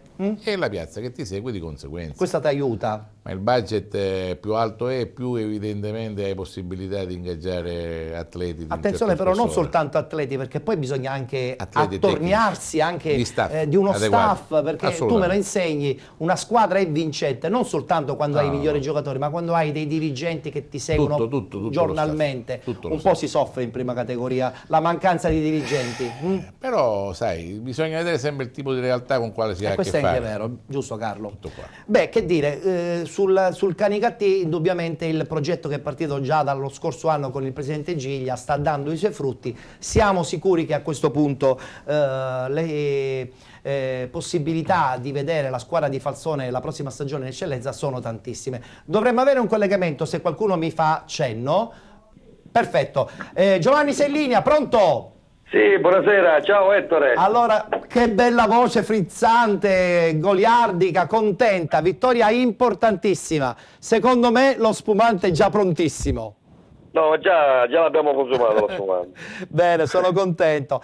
Quanto è costato tutto quest'anno? Sacrificio tantissimo, anche mentale, perché poi il Raffadali è stata una squadra durissima, non molla mai, Una squadra che nel girone d'andata ha vinto 13 partite di fila, nel girone di ritorno erano 5 punti avanti. Praticamente gli abbiamo recuperato i 5 e poi gliene abbiamo dato altri 9 fino ad oggi. Diciamo che abbiamo fatto un'impresa. Avete fatto un'impresa. È vero. Il presidente è contentissimo, chiaramente, no? Come del resto penso tutta la tifoseria. Il nostro amico presidente è molto contento, insieme al direttore Diana e Lecate Greutol e tutta la società. Qual è stato il momento più brutto del campionato sin qui disputato, anche se ancora mancano 3 giornate? Io direi proprio la parte iniziale, forse perché ancora pensavate troppo a quella sconfitta ai rigori contro il Real Avola, avete dovuto metabolizzarla? No, noi nel giorno d'andata onestamente non eravamo forti come il giorno di ritorno, anche se avevamo gente con noi come Daniele Di Maria e Di Franco, gente di categoria. Però la squadra non si esprimeva bene perché forse non avevo capito io come dovevo giocare la squadra. Ho capito, quindi poi ho cambiato anche un tuo bagno di umiltà, complimenti. Ma è così, non è che giusto, gli elogi vanno agli allenatori, però onestamente devo dire che nel giro d'andata qualcosa ho sbagliato io. Poi nel ritorno il grande lavoro, tu lo sai come lavoro io a dicembre. E come se lavori bene? Tutti i miei campionati l'ho vinto tutti il giorno del ritorno. L'avevo detto che se arrivavo a 3-4 punti dal giro d'andata, il ritorno lo vincevo. Ci sono le testate giornalistiche che lo testimoniano. È vero. La squadra ti ha seguito sino alla fine ed è la dimostrazione che hai lavorato anche sulla mente dei ragazzi, perché inseguire, superare e a questo punto vivere di questo vantaggio è fondamentale. Ma secondo me il campionato l'ha vinto la società, perché dopo che abbiamo perso ai rigori l'anno scorso sono stati bravi e capaci di formare una grossissima squadra e non era facile. Io mi ricordo, ed è giusto che lo dico, che Angelo Licata, che è il nostro sponsor, al ritorno della partita che abbiamo perso negli spareggi mi ha chiamato e mi ha detto: mister, preparati perché il prossimo anno dobbiamo vincere. È vero, è almeno vero. con 3-4 partite prima. E state vincendo alla grande e sarete prontissimi secondo me anche per fare un grande campionato la prossima stagione. È una sensazione che abbiamo noi qui a Catania, ma non soltanto, penso in tutta la Sicilia. A proposito, cosa ha fatto oggi l'Atletico? L'Atletico ha vinto. La mia ex lo squadra, sappiamo. ti faccio i complimenti, sono passate avanti. Sì, anche loro sono sulla buona strada. Ma parliamo e chiudiamo su questo Canicattì, una piazza che vuole assolutamente, credo, ritornare tra i professionisti. Ho questa sensazione, Ettore, oggi impressionante, scusa se ti dico col tu perché ci conosciamo, certo. Perché la gente lo sa che noi abbiamo lavorato insieme a Catania. Sì, è vero. Ti devo dire che c'erano 2000 persone, mi immagino. Una muraglia C'è umana, fame di professionismo secondo me lì a Canicattì. Ma io credo che in Serie C non ci sono queste gente pagante, non c'è tutto questo pubblico, ma poi è una società davvero, tutti dal primo all'ultimo, dal presidente che capeggia questa società, una società davvero spettacolare, non ci fa mancare niente, ma sul vero senso della parola, non sono parole perché magari per fare il ruffiano, perché tu lo sai. No, sappiamo, è una realtà, Canicattì è un centro troppo importante. Il calore della gente, la gente oggi, Canicattì quando c'è da rispondere risponde sempre, è presente. Bene. E io ti devo dire una cosa, è giusto che lo sanno tutti, ho sempre dedicato le mie vittorie dei campionati, mi sembra ne ho vinto 7 o 8, alla mia famiglia perché è quella che mi sostiene di più. Però questo onestamente mi sento di dedicarla al presidente, al direttore, al dirigente, un bel team. Al pubblico di Canicattì. Senti, c'è un saluto particolare che ti vuole fare mister Torrisi dello Sporting Trecastagni. Giovanni, complimenti. Ciao, auguroni. Grazie. Tu lo sai che il nostro lavoro purtroppo è molto importante e rischioso. Noi ci prendiamo gli elogi quando vinciamo, ma ci prendiamo anche il ruolo degli allenatori purtroppo è questo. Hai fatto un'impresa, l'ho detto prima che hai fatto un'impresa, non era facile. Ma io credo che l'impresa non l'ho fatta quest'anno, credimi, l'impresa l'ho fatta l'anno scorso. Anche io sono d'accordo. Solo sfortuna l'anno scorso, sfortuna. Ma non era facile ripetersi. È vero. Anche se il tuo amico Ettore mi tratta male. Ma come mi tratta male? Allora, lui l'anno scorso è rimasto molto amareggiato che non è entrato in nomination ai Penalty Awards. Io, giustamente, che non dipende soltanto da me, dipende giustamente da tutta l'AIAC, le nomination sono soltanto 3, i gironi di promozione sono 4 e generalmente tentano sempre quelli che lo vincono ad andare in nomination. Però io credo che a questo punto... Quest'anno ci andrai sicuro, non penso proprio che avrai problemi, guarda, credo, però io sono soltanto... un supervisore. Ettore, tu lo sai che io ti voglio bene e ti ammiro per quello che fai. Grazie, è reciproca la stima. Hai fatto una cosa veramente eccezionale, io ti seguo sempre e ti devo dire una cosa, l'unico problema mio sai qual è? Che non riesco a portare gente di Catania, giocatori di Catania che per me sono quelle veramente di cuore, di tante. Ma guarda che comunque da quelle parti i giocatori bravi ce ne sono, quindi già lo dimostra il fatto che quest'anno hai fatto una stagione straordinaria, bene o male, con giocatori della zona. Però io sono legato nella zona di Catania perché ci ho allenato tra Enna e Catania e vorrei che qualcuno mi dia una mano eventualmente il prossimo anno di portare qualche forte giocatore di Catania. Questo sta a voi e alla società. Devo salutarti, Giovanni, ti ringrazio per la tua squisitezza, complimenti ancora e sicuramente ci vedremo e ci sentiremo presto. Altrimenti facciamo una trasmissione noi due. E mai dire mai. Grazie a Giovanni Falsone. Grazie a voi e grazie a tutti. Grazie, allenatore del Canicattì che ormai ha più di un piede nel campionato di eccellenza in maniera assolutamente strameritata. Parliamo del girone B, l'ho accennato poc'anzi prima del collegamento con mister Falsone. Diamo subito lo sguardo a questa giornata, 12ª giornata di ritorno. Casteldaccia Acquedolcese 1-1, Geraci batte Bolognetta 2-0, Cus Palermo batte Nuova Città di Caccamo 1-0, Futura Città di Gangi 1-1, Sant'Angiolese l'Iniziativa 1-1, Lascari batte Monreale 3-0, Villabate batte Real Finale 4-1, Barcellona Pozzo di Gotto perde in casa contro il Sinagra per 1-0 e in virtù di questi risultati si continua ancora il duello ravvicinato tra Villabate e Cus Palermo. Infatti in classifica notiamo come la squadra di Ferrara è in testa con 64 punti, 63 per il Villabate, 50 punti per Caccamo e Sant'Angiolese, 39 per il Geraci, 37 per il Monreale, 36 per il Barcellona Pozzo di Gotto, 34 punti invece per il Sinagra, sono 33 invece per la Futura e l'Iniziativa, 32 per il Real Finale, 30 per il Lascari, 27 per Acquedolcese, 25 per Casteldaccia, 21 punti per il Città di Gangi ed infine 21 punti del Bolognetta. E lì possiamo renderci conto sempre di più che a questo punto tutto probabilmente sarà determinato l'ultima giornata di campionato, quando a Villabate ci sarà Villabate Cus Palermo. Presidente, può succedere di tutto, l'ultima giornata si rischia veramente di perdere un campionato, ha del pazzesco. È una partita da tripla. Da tripla a questo punto. Sì. Attenzione perché comunque il Cus Palermo c'ha sempre la carta della Coppa Italia, seppur difficile, contro il Canicattì. Sì, ma arrivato a quel punto sì, con la seconda salirebbe. Certo, Cus Palermo che ha una struttura universitaria meravigliosa, sono appena retrocesse dall'eccellenza, ancora una volta l'organizzazione diventa fondamentale, perché poi ritornare di nuovo ad essere competitivi la stagione successiva è sempre molto difficile. Non è stato il caso vostro, per esempio? No. Che avete un po' sofferto l'andata e il ritorno? Abbiamo sofferto per varie vicissitudini, sia l'andata che il ritorno, e ancora c'è da soffrire un altro mesetto. Tra poco parleremo della Cibonaccorsi. Battuta sul Cus Palermo con Alfio. Cus Palermo e Villabate, chi vedi favorito per lo scontro diretto? Potrebbe essere fondamentale il fattore campo. Però c'è da dire che entrambe le squadre, quando vedo la classifica o la seconda, chi dovesse arrivare secondo, ci sono i 10 punti, sì, quindi non farebbe playoff. Non farebbero, però insomma...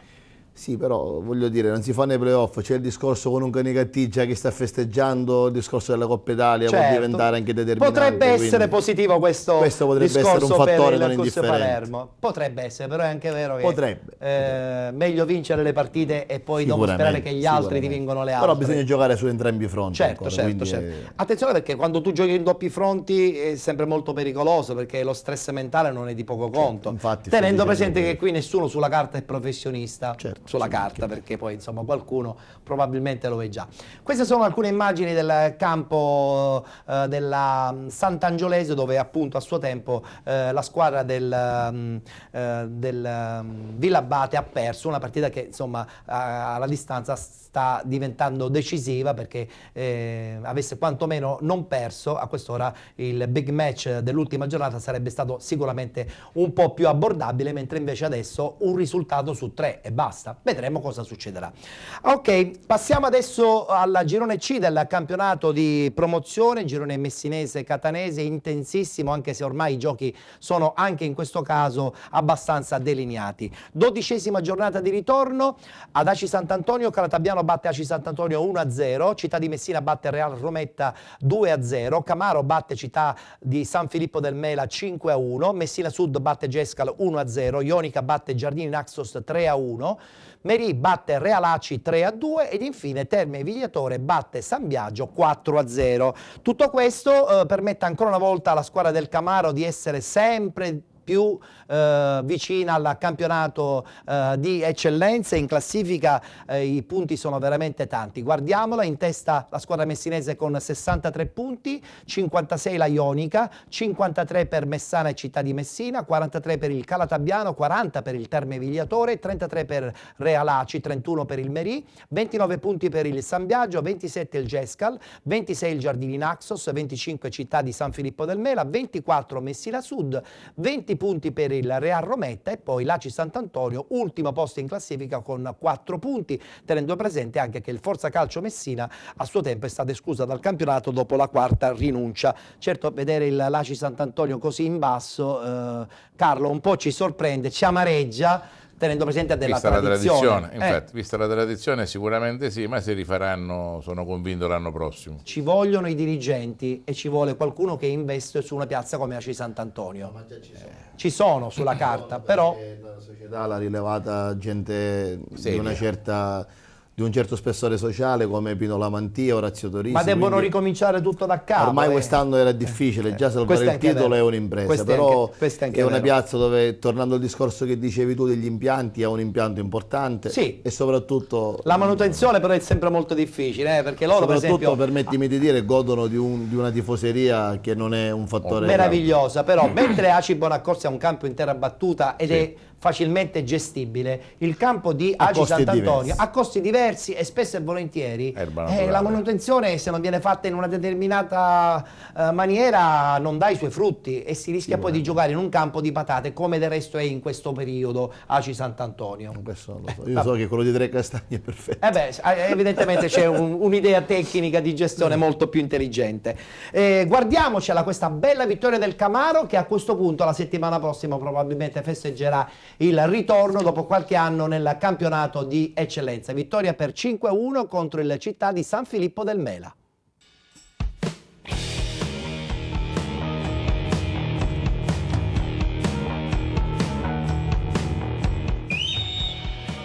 E il match inizia adesso. Mondello con il sinistro, serve addirittura Bonamonte, il tiro d'esterno! Bonamonte al 5° minuto!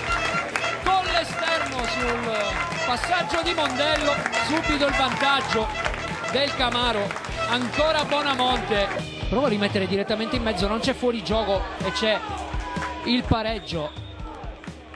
del San Filippo. Ci è sembrato Scolaro, il movimento di cappello che mette sul secondo palo di testa il palo e poi la rocca.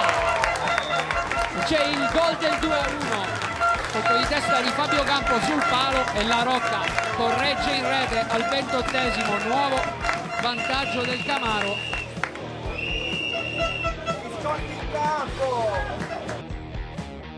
Cappello restituisce il pallone a Princi che è in aria, prova a saltare il portiere Scipiglia, palla corretta in porta dalla Rocca che al 15esimo segna il gol del 3-1 e la doppietta personale per il numero 9 del Camaro, Fabio La Rocca, salito a quota 6 gol in campionato.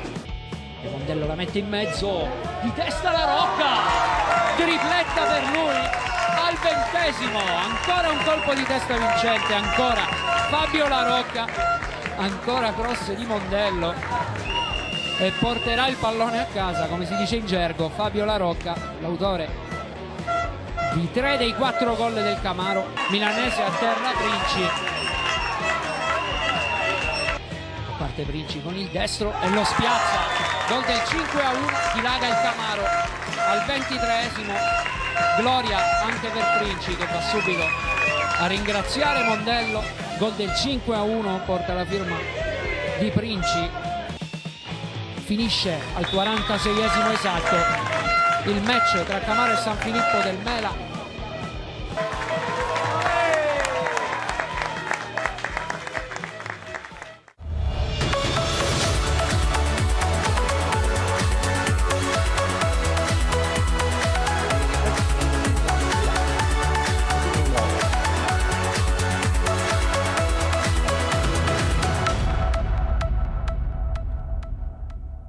Come potete notare, questo spot sta anticipando sempre di più l'arrivo del Penalty Awards, la premiazione dedicata ai migliori atleti, ai migliori dirigenti, ai migliori presidenti del calcio dilettantistico siciliano. Sarà la 4ª edizione, si svolgerà il giorno 12 e tra poco vi sveleremo già dalla prossima settimana la sede che ospiterà questo evento che racchiude veramente il meglio del calcio dilettantistico, e siamo contenti che noi di Play Village, noi di Penalty, lo abbiamo indetto 4 anni fa, grazie anche alla collaborazione diretta dell'AIEC, l'Associazione Italiana Allenatori di Calcio, nonché anche della Federazione Italiana Gioco Calcio, la Lega Nazionale Dilettanti di Palermo, con il presidente in prima persona che sposa ormai da qualche anno questo straordinario evento. Ritorniamo a parlare di numeri, lo facciamo con una vittoria netta del Città di Messina, di Santino Bellinvia, che continua ancora a scalare la classifica, cercando magari un ottimo piazzamento in prospettiva playoff, tenendo presente che anche loro sono in corsa eventualmente con la Coppa Italia, e sperare anche di agganciare l'eventuale promozione in eccellenza, casomai appunto con il secondo canale che potrebbe essere appunto la Coppa Italia dilettanti di promozione. Guardiamoci questa bella vittoria della squadra messinese. Ben ritrovati amici sportivi con un altro appuntamento targato Wii Sport SD, questa volta al campo Filari di Rometta. Vi racconteremo della 27esima giornata del campionato di promozione siciliana. Il Real Rometta ospite il Città di Messina, qui anche Concardia che manda al bar il diretto avversario, punta la porta, va col gran destro, Berikashvili risponde presente, stava per trovare un Eurogol il capitano del Città di Messina, ancora una volta termina alto il suo tentativo, qui Codagnone rientra, palla a rimorchio per Cardia che apre il piattone. Aveva provato ancora una volta un Eurogol il numero 4 ex IG Virtus, che però qui serve Alessandro che dai 20 metri stoppa e calcia. Qualche responsabilità per Berikashvili, il Città di Messina è avanti. La firma è del classe 98 ex Milazzo Simone Alessandro, che proprio dal limite dell'area di rigore ha lasciato andare questo tiro col destro che si spegne all'angolino alla destra di Berikashvili. Sempre Cardia a gestire le trame, il Città di Messina vede deviato il suo tentativo di assist sui piedi di Giove, che col tiro a giro la mette sotto il 7 e fa 2-0 al 42esimo della prima frazione di gioco. Anche Giuseppe Giove sul tabellino dei marcatori con questo splendido sinistro a giro che batte per la seconda volta Berikashvili. Va a prendersi i complimenti dei propri compagni di squadra. sempre per Peppe Giove, l'ex Forza Calcio, e mette dentro questo pallone per Alessandro che prova con la doppietta. Berikashvili gli nega la gioia del gol. Sul tentativo successivo è Codagnone a mandare largo di testa. L'interno di centrocampo a sinistra appena entrato, serve questo pallone dentro per Codagnone che stoppa e calcia, termina largo il suo tentativo. Città di Messina vince 2-0, spanca il Filari di Rometta e si aggiudica la 6ª vittoria consecutiva che gli permette di agguantare al 3° posto in classifica la Messana, prima del grande scontro diretto previsto tra 2 giornate. Da Claudio Costanzo per la Wii Sport per quest'oggi è tutto, vi ringraziamo, alla prossima, restate connessi e sfondate il tasto mi piace.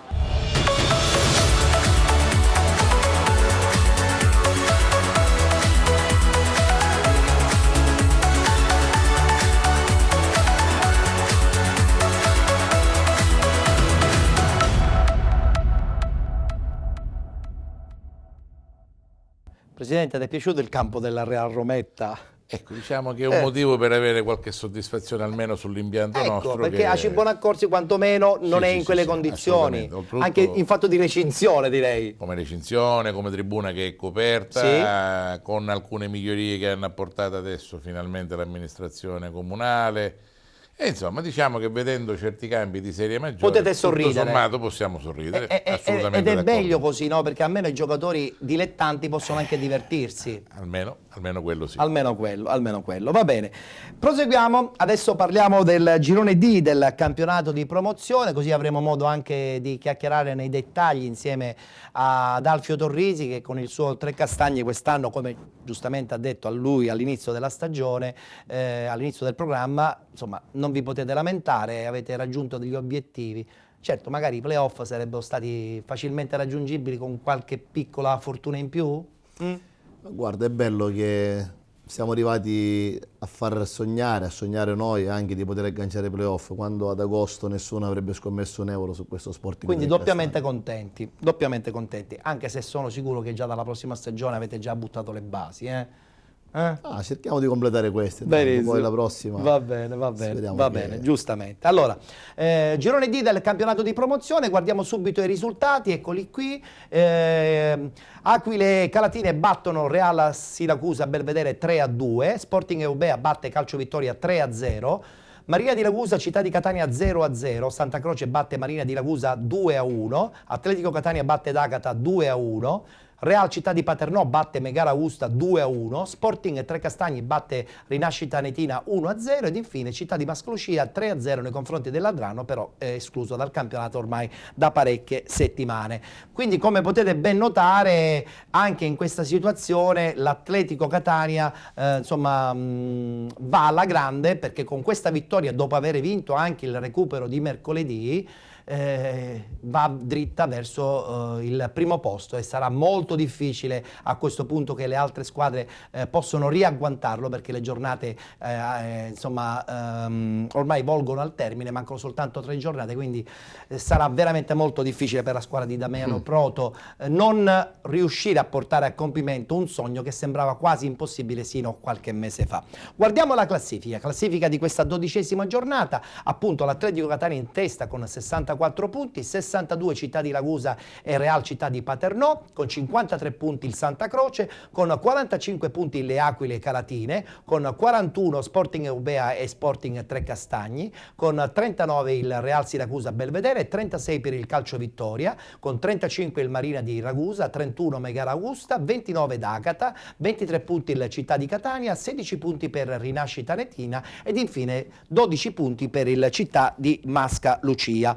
Siccome abbiamo tanto da dire su questo girone, io direi di vedere subito il servizio della sconfitta della Città di Ragusa nei confronti di un Santa Croce che aveva la necessità assoluta di vincere per continuare ancora a sperare di rimanere nella griglia dei playoff. Il Santa Croce vince meritatamente per 2-1 contro il Ragusa e mantiene inalterate le speranze per raggiungere i playoff.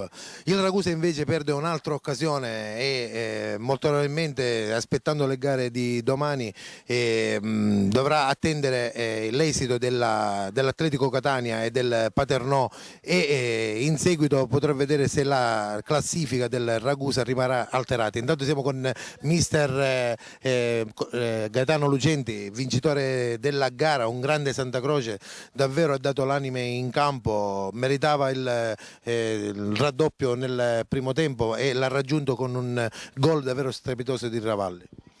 Sì, sapevamo dell'importanza della gara contro la capolista, e la capolista, ci tengo a dirlo, non è capolista per caso, perché oggi ha dimostrato in campo di essere una grande squadra, una squadra di qualità, una squadra che sa soffrire, ed è stata piegata dai miei ragazzi che oggi hanno fatto una gara esemplare, hanno buttato il cuore oltre l'ostacolo.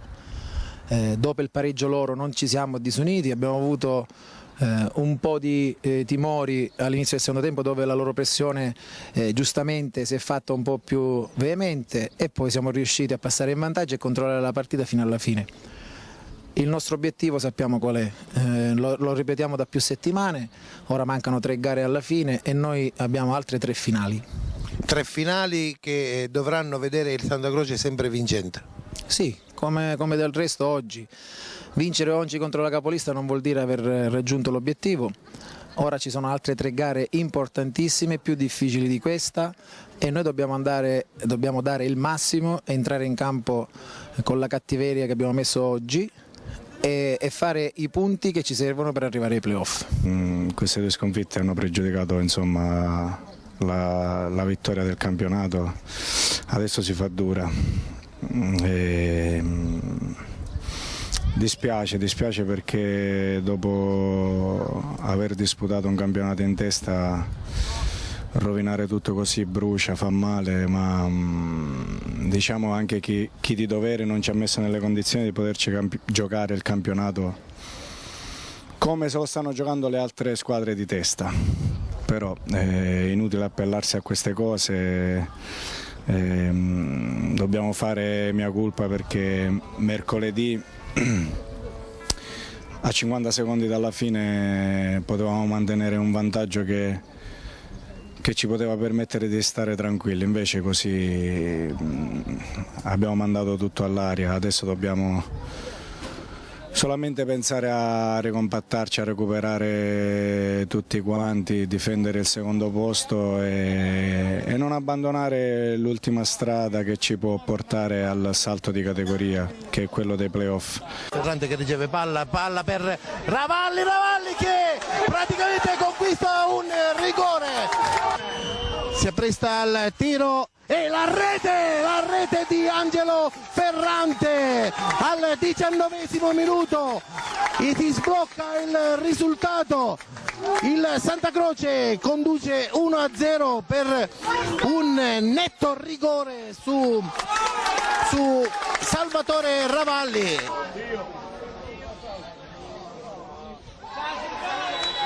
E rigore per il Ragusa, questa volta a provocarlo è Pianese. L'arbitro fischia, Nicola Arena prende la rincorsa, il tiro e la rete, e il pareggio del Ragusa con un rigore di Nicola Arena. E la rete direttamente da calcio d'angolo, un erroraccio di Taranto porta in vantaggio ancora il Santa Croce, una grande rete di Ravalli direttamente da calcio d'angolo.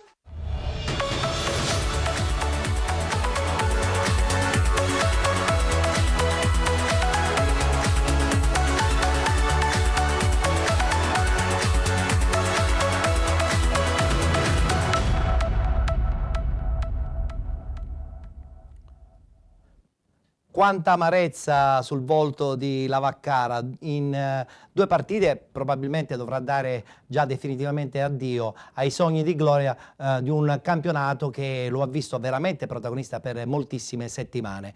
Possono partire proprio queste immagini relative al big match contro l'Atletico, perso con una vittoria finale di 2-1 nei confronti dell'Atletico, in maniera rocambolesca nei minuti finali. Può succedere di tutto, Alfio. Quando perdi veramente così, perdi il campionato proprio senza quasi accorgertene. Io penso che la Vaccaro nell'intervista è stato molto schietto ed ha affermato di fare un mea culpa. C'è da dire che una squadra, secondo il mio punto di vista, con giocatori di quel calibro come i Fratelli Arena, Vendigni, Buscema, Bonarigo, 2 sconfitte consecutive, in che modo sono arrivate? Perché nello scontro diretto tu sei anche avanti, stai vincendo 1-0 e sei stato ripreso. Gli ultimi 5 minuti sono stati veramente fatali. A Santa Croce tu alla fine hai pareggiato e sei andato di nuovo sotto in un modo beffardo, da calcio d'angolo. Noi anche quando abbiamo giocato a Ragusa, eravamo andati sotto 2-0, abbiamo fatto il 2-1 e il 2-2 ci è stato annullato, come poi si è visto nelle immagini, su un fuorigioco molto dubbio, per non dire inesistente.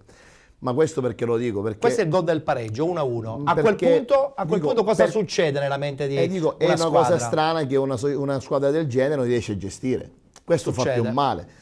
E quindi secondo me, a prescindere da tutto, il Ragusa ultimamente, anche contro il Mascalucia stesso, in casa ha vinto al 91esimo su calcio piazzato, col Siracusa Belvedere ha vinto al 93esimo su calcio piazzato. Dico, contro di noi stesso ha stentato, ha dato parecchi segni di squilibrio.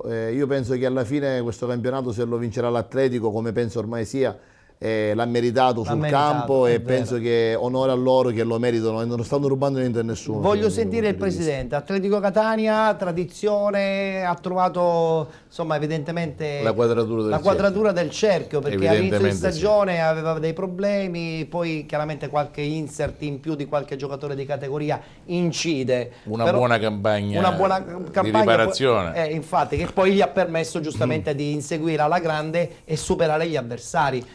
Assolutamente, sono convinto e concordo con il mister. Arrivato a questo punto l'Atletico Catania, avendo il vantaggio di 2 punti, difficilmente si fa recuperare, anche se fino all'ultimo...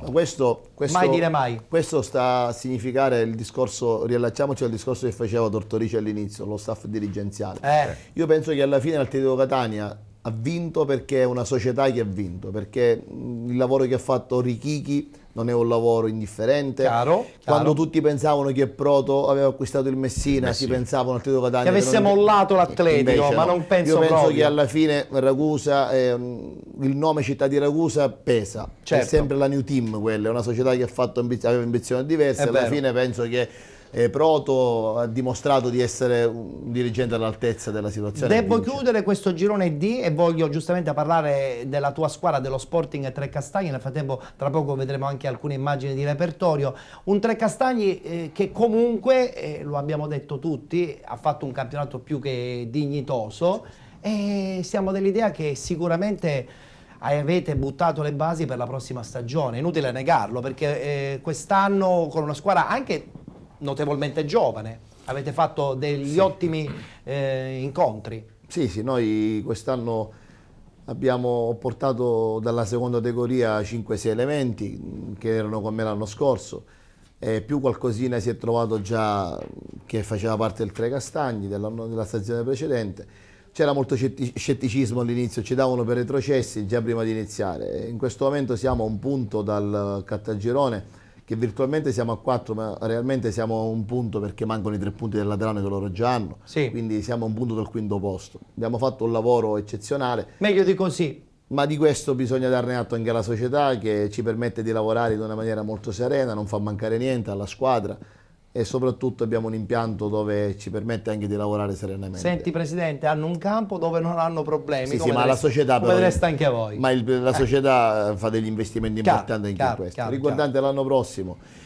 Confermato? Sì, penso di sì, dai. Non lo so ancora, vabbè. Però Presidente, lo confermiamo, no? Cioè, uno che fa questo campionato così, visti i risultati che ha portato a casa, penso che se lo dice un presidente che insomma deve far quadrare i conti. Il problema della riconferma penso che sia scontata. È importante capire se si può crescere, se possiamo continuare su questo progetto e magari migliorarci. Benissimo, vedremo. La cosa bella è questo. Vedremo cosa succederà. Se sono rose fioriranno. Se sono rose fioriranno, è vero. Prima categoria, passiamo subito alla girone D, perché abbiamo anche alcune fotografie importantissime, perché noi questa sera possiamo già festeggiare una squadra che vince il proprio girone e quindi vola in questo caso verso il campionato di promozione. Parliamo della Paternese. Guardiamo i risultati e poi vedremo appunto 3 foto che sono andate subito in rete per festeggiare la squadra che il prossimo anno disputerà il campionato di promozione. Risultati che vedono il Sant'Alessio vincente nei confronti del Città di Villafranca per 3-1, importantissima vittoria fuori casa della Paternese nei confronti dell'Atletico Fiumefreddo per 4-2, Piedimonte Ateneo batte Libertas 2010 per 5-1, 2-2 fra F24 Messina e Pompei, 3-2 per l'Atletico Francavilla nei confronti della Robur, vittoria dell'Atletico Messina 2-0 nei confronti del Russio Sebastiano, mentre Sporting Club Messina contro Valdinisi è stata sospesa. Guardiamole queste fotografie, Presidente, perché io penso che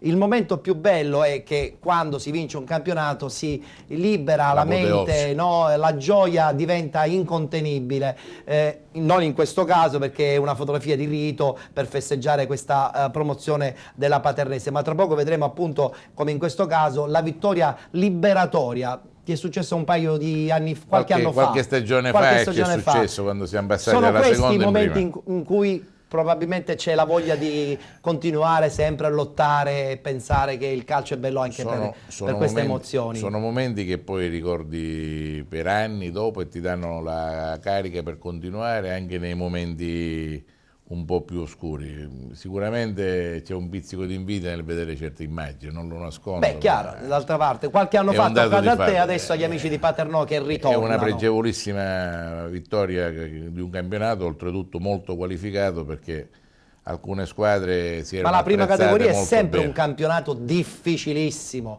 perché per vincerlo bisogna essere concentrati veramente dalla settimana prima su giornata. Settimana. È vero, è vero. Io avrei scommesso sul Fiumefreddo all'inizio, con tutta ma sincerità, all'inizio eravamo tutti convinti che insomma la squadra avesse veramente quel vantaggio quasi incolmabile, però poi dopo hanno avuto un calo impressionante e la Paternese è riuscita ad agganciarli. Dicono che... Onore a Paternò, ma a Fiumefreddo si giocherà tutte le sue chance nei playoff. Parliamo adesso del girone E, dove insomma voi siete protagonisti, anche se oggi non lo siete stati perché è una sconfitta che il Presidente non ha digerito contro l'ultima in classifica. Guardiamo il tabellino dei risultati del girone E del campionato di prima categoria. Appunto Mario Lapisardi batte Aci Bonaccorsi 2-1, Sporting Augusta Aci Catena 2-2, Lineri Mister Bianco batte Floridia 1-0, tutta San Gregorio di Catania batte Militello Val di Catania 1-0, Scordia batte Real Picanello 4-0, Erg batte San Leone 2-0 ed infine Aci San Filippo batte Sporting Priolo 5-2.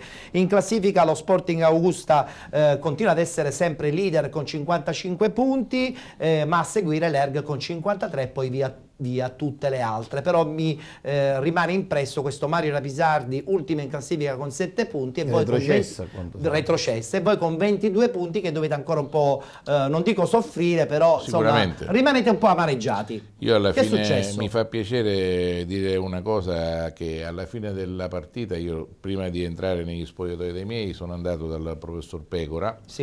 Gli ho fatto assolutamente i complimenti per vari motivi. Prima di tutto perché hanno vinto meritatamente nei nostri confronti, poi perché pur essendo matematicamente retrocessi stanno onorando il campionato ed è questo il vero valore del calcio. E devo dire chapeau a una compagine che fino all'ultimo ha giocato bene, tengo a precisarlo.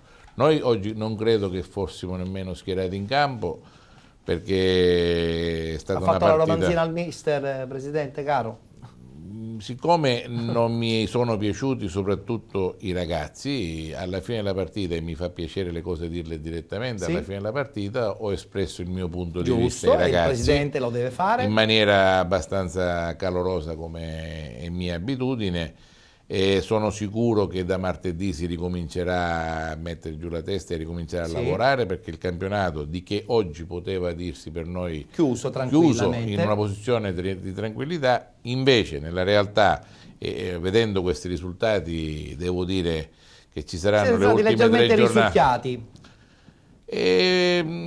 L'atteggiamento di oggi dei ragazzi non mi è piaciuto. Con il mister Labate ho preferito non parlare stasera, perché la tensione era palpabile. Era considerevole. Quindi... Sì, con i ragazzi sì, perché è giusto. Beh, già così martedì come si rifà di nuovo. Si deve ripartire per forza martedì, perché un discorso ancora più sereno martedì. Non sono questi i ragazzi che hanno fatto dei bei risultati, delle belle partite con delle squadre in testa alla classifica. Hanno fatto nelle ultime settimane, noi venivamo da una sconfitta assolutamente immeritata contro la Erg di domenica scorsa, dove squadra abbiamo anche perso di una certa caratura, la seconda in classifica, dove abbiamo perso 1-0, ma 2 minuti dalla fine ci siamo mangiati un rigore, il pareggio stesso ci sarebbe stato molto vedendo stretto. queste partite, anche un calo psicologico, è stato un calo psicologico, perdoniamoli Presidente, perdoniamoli ragazzi. Sì, ma i ragazzi lo sanno che io mi piace essere sempre chiaro, onesto e netto. Bene. Così come mi fa piacere premiare determinati belli risultati. Insomma, quando c'è da banchettare si banchetta. Però di fronte a delle sconfitte del genere. Allora, io devo passare avanti perché poi tra l'altro devo anche vedere una partita del girone G, perché insomma il Bronte, perdendo in casa un derby, insomma ha rovinato quello che di bello aveva sin qui fatto, tenendo presente che ormai il mister Bianco sembra sempre più lontano. Guardiamo i risultati del girone G, mister Bianco in testa con 58 punti grazie a questa vittoria importante contro l'Enna. Infatti eccoli qua i risultati: Motta Sant'Anastasia batte Barrese 3-1, Branciforte Catenanovese 1-1, Città di Nicosia batte la Gira 5-1, 4-1 dell'Armerina nei confronti della Leonfortese, vittoria fuori casa del mister Bianco ad Enna, vittoria del Real Adrano nei confronti del Randazzo per 2-1 e questa sconfitta in casa ad opera del Maletto blocca le ali alla squadra di Catania e Orefice. Infatti in classifica, se la guardiamo subito, vediamo il mister Bianco in testa con 58 punti, l'Armerina con 49 punti insieme alla Motta Sant'Anastasia e a 47 il Ciclope Bronte. Guardiamoci proprio questa sconfitta per 1-0, devo dire anche un po' immeritata da parte del Bronte, perché guardando le immagini ci si rende conto che effettivamente ha solo un tiro in porta e il Maletto ha portato via 3 punti. Onore giustamente alla squadra di Petrullo, però è anche vero che il Bronte avrebbe sicuramente meritato di più. Amici di TRC, buonasera e benvenuti a questa partita valida per la 23esima giornata del campionato di prima categoria Girone G. Il Bronte da destra verso sinistra in maglia rossonera, la maglia ufficiale del Bronte. Il Maletto invece attaccherà da sinistra verso destra con la maglia ufficiale bianco-verde. Gianluca Catania in possesso di palla, viene marcato stretto, cade a terra, secondo l'arbitro non è successo nulla. Fischio dell'arbitro, battuta in questo momento, palla messa dentro, bellissima conclusione di Marco Saccullo, ma il portiere Ventura si ritrova sulla traiettoria del pallone che gli arriva addosso e finisce in calcio d'angolo. Il portiere che si appresta anche lui al rinvio che avviene in questo momento, ancora una volta palla altissima a campanile, finisce nel cerchio di centrocampo. Marco Saccullo di testa riesce ad anticipare tutti e a servire Emanuele Salanitri per Gianluca Catania, si libera bene Gianluca Catania, servita ancora Marco Saccullo, tiro di sinistro, Venturo para a terra tranquillamente. Nel frattempo un petardo è scoppiato dal lato della gradinata dei tifosi del Bronte. Il portiere del Maletto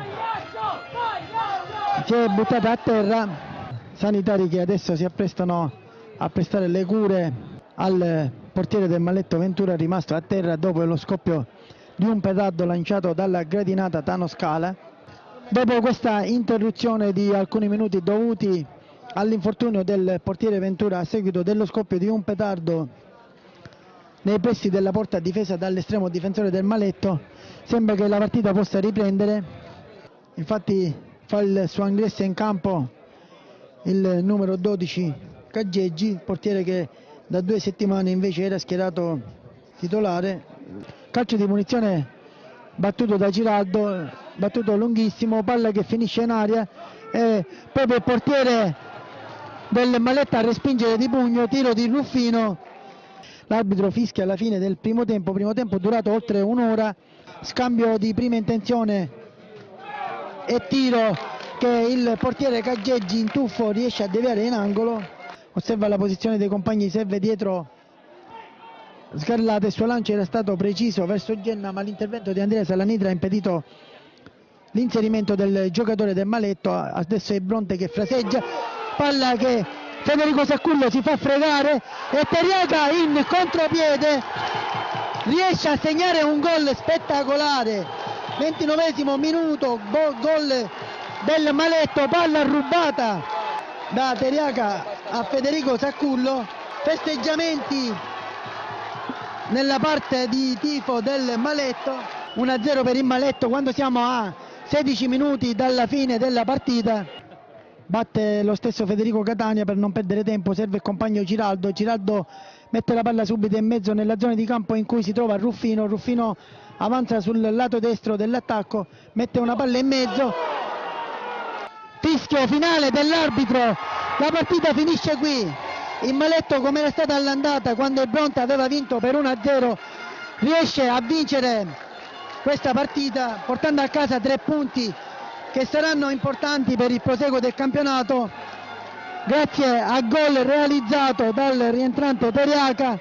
Con questa scena di festeggiamento noi chiudiamo qui la nostra telecronaca. Vi diamo a tutti un arrivederci, a voi tutti una buona serata da Luigi Saitta e Bruno Schilirò.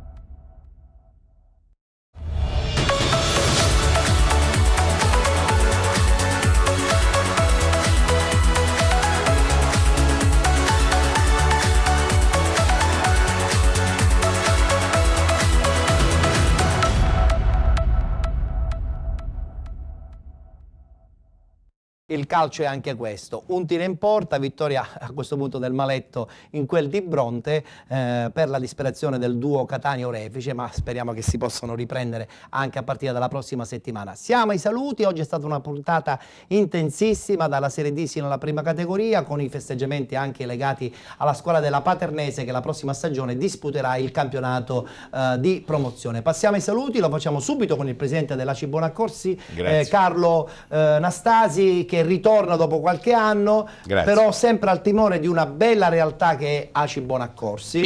Piccola, ma si può sognare la prossima stagione? No. Ecco, hai visto finalmente un presidente che dice io non sogno, io sono con i piedi per terra. Per noi già la prima categoria è un lusso. Qualche sponsor vi aiuta? Sicuramente l'amministrazione è vicina con un campo, tra l'altro. Ci è vicina. Quindi diciamo lodiamo assolutamente sì, l'amministrazione ci è vicina, in tutti questi anni lo è stata. Un pensierino per il prossimo anno con qualche velleità? No. Almeno momentaneamente. No, ma già è così. La prima categoria sta benissimo. Senti un po' Alfio, quando un presidente parla così vuol dire che c'ha i piedi per terra ed è realista. Ben vengono i presidenti che sono così, no? È giusto fare i passi per quello che uno è la gamba. Benissimo. Invece per voi a questo punto tutto proiettato per la prossima stagione? A breve dovremmo avere una riunione con il nostro direttore, con Sabatini, con il presidente. E vedrete un pochettino cosa succederà. Sozzi, che saluto.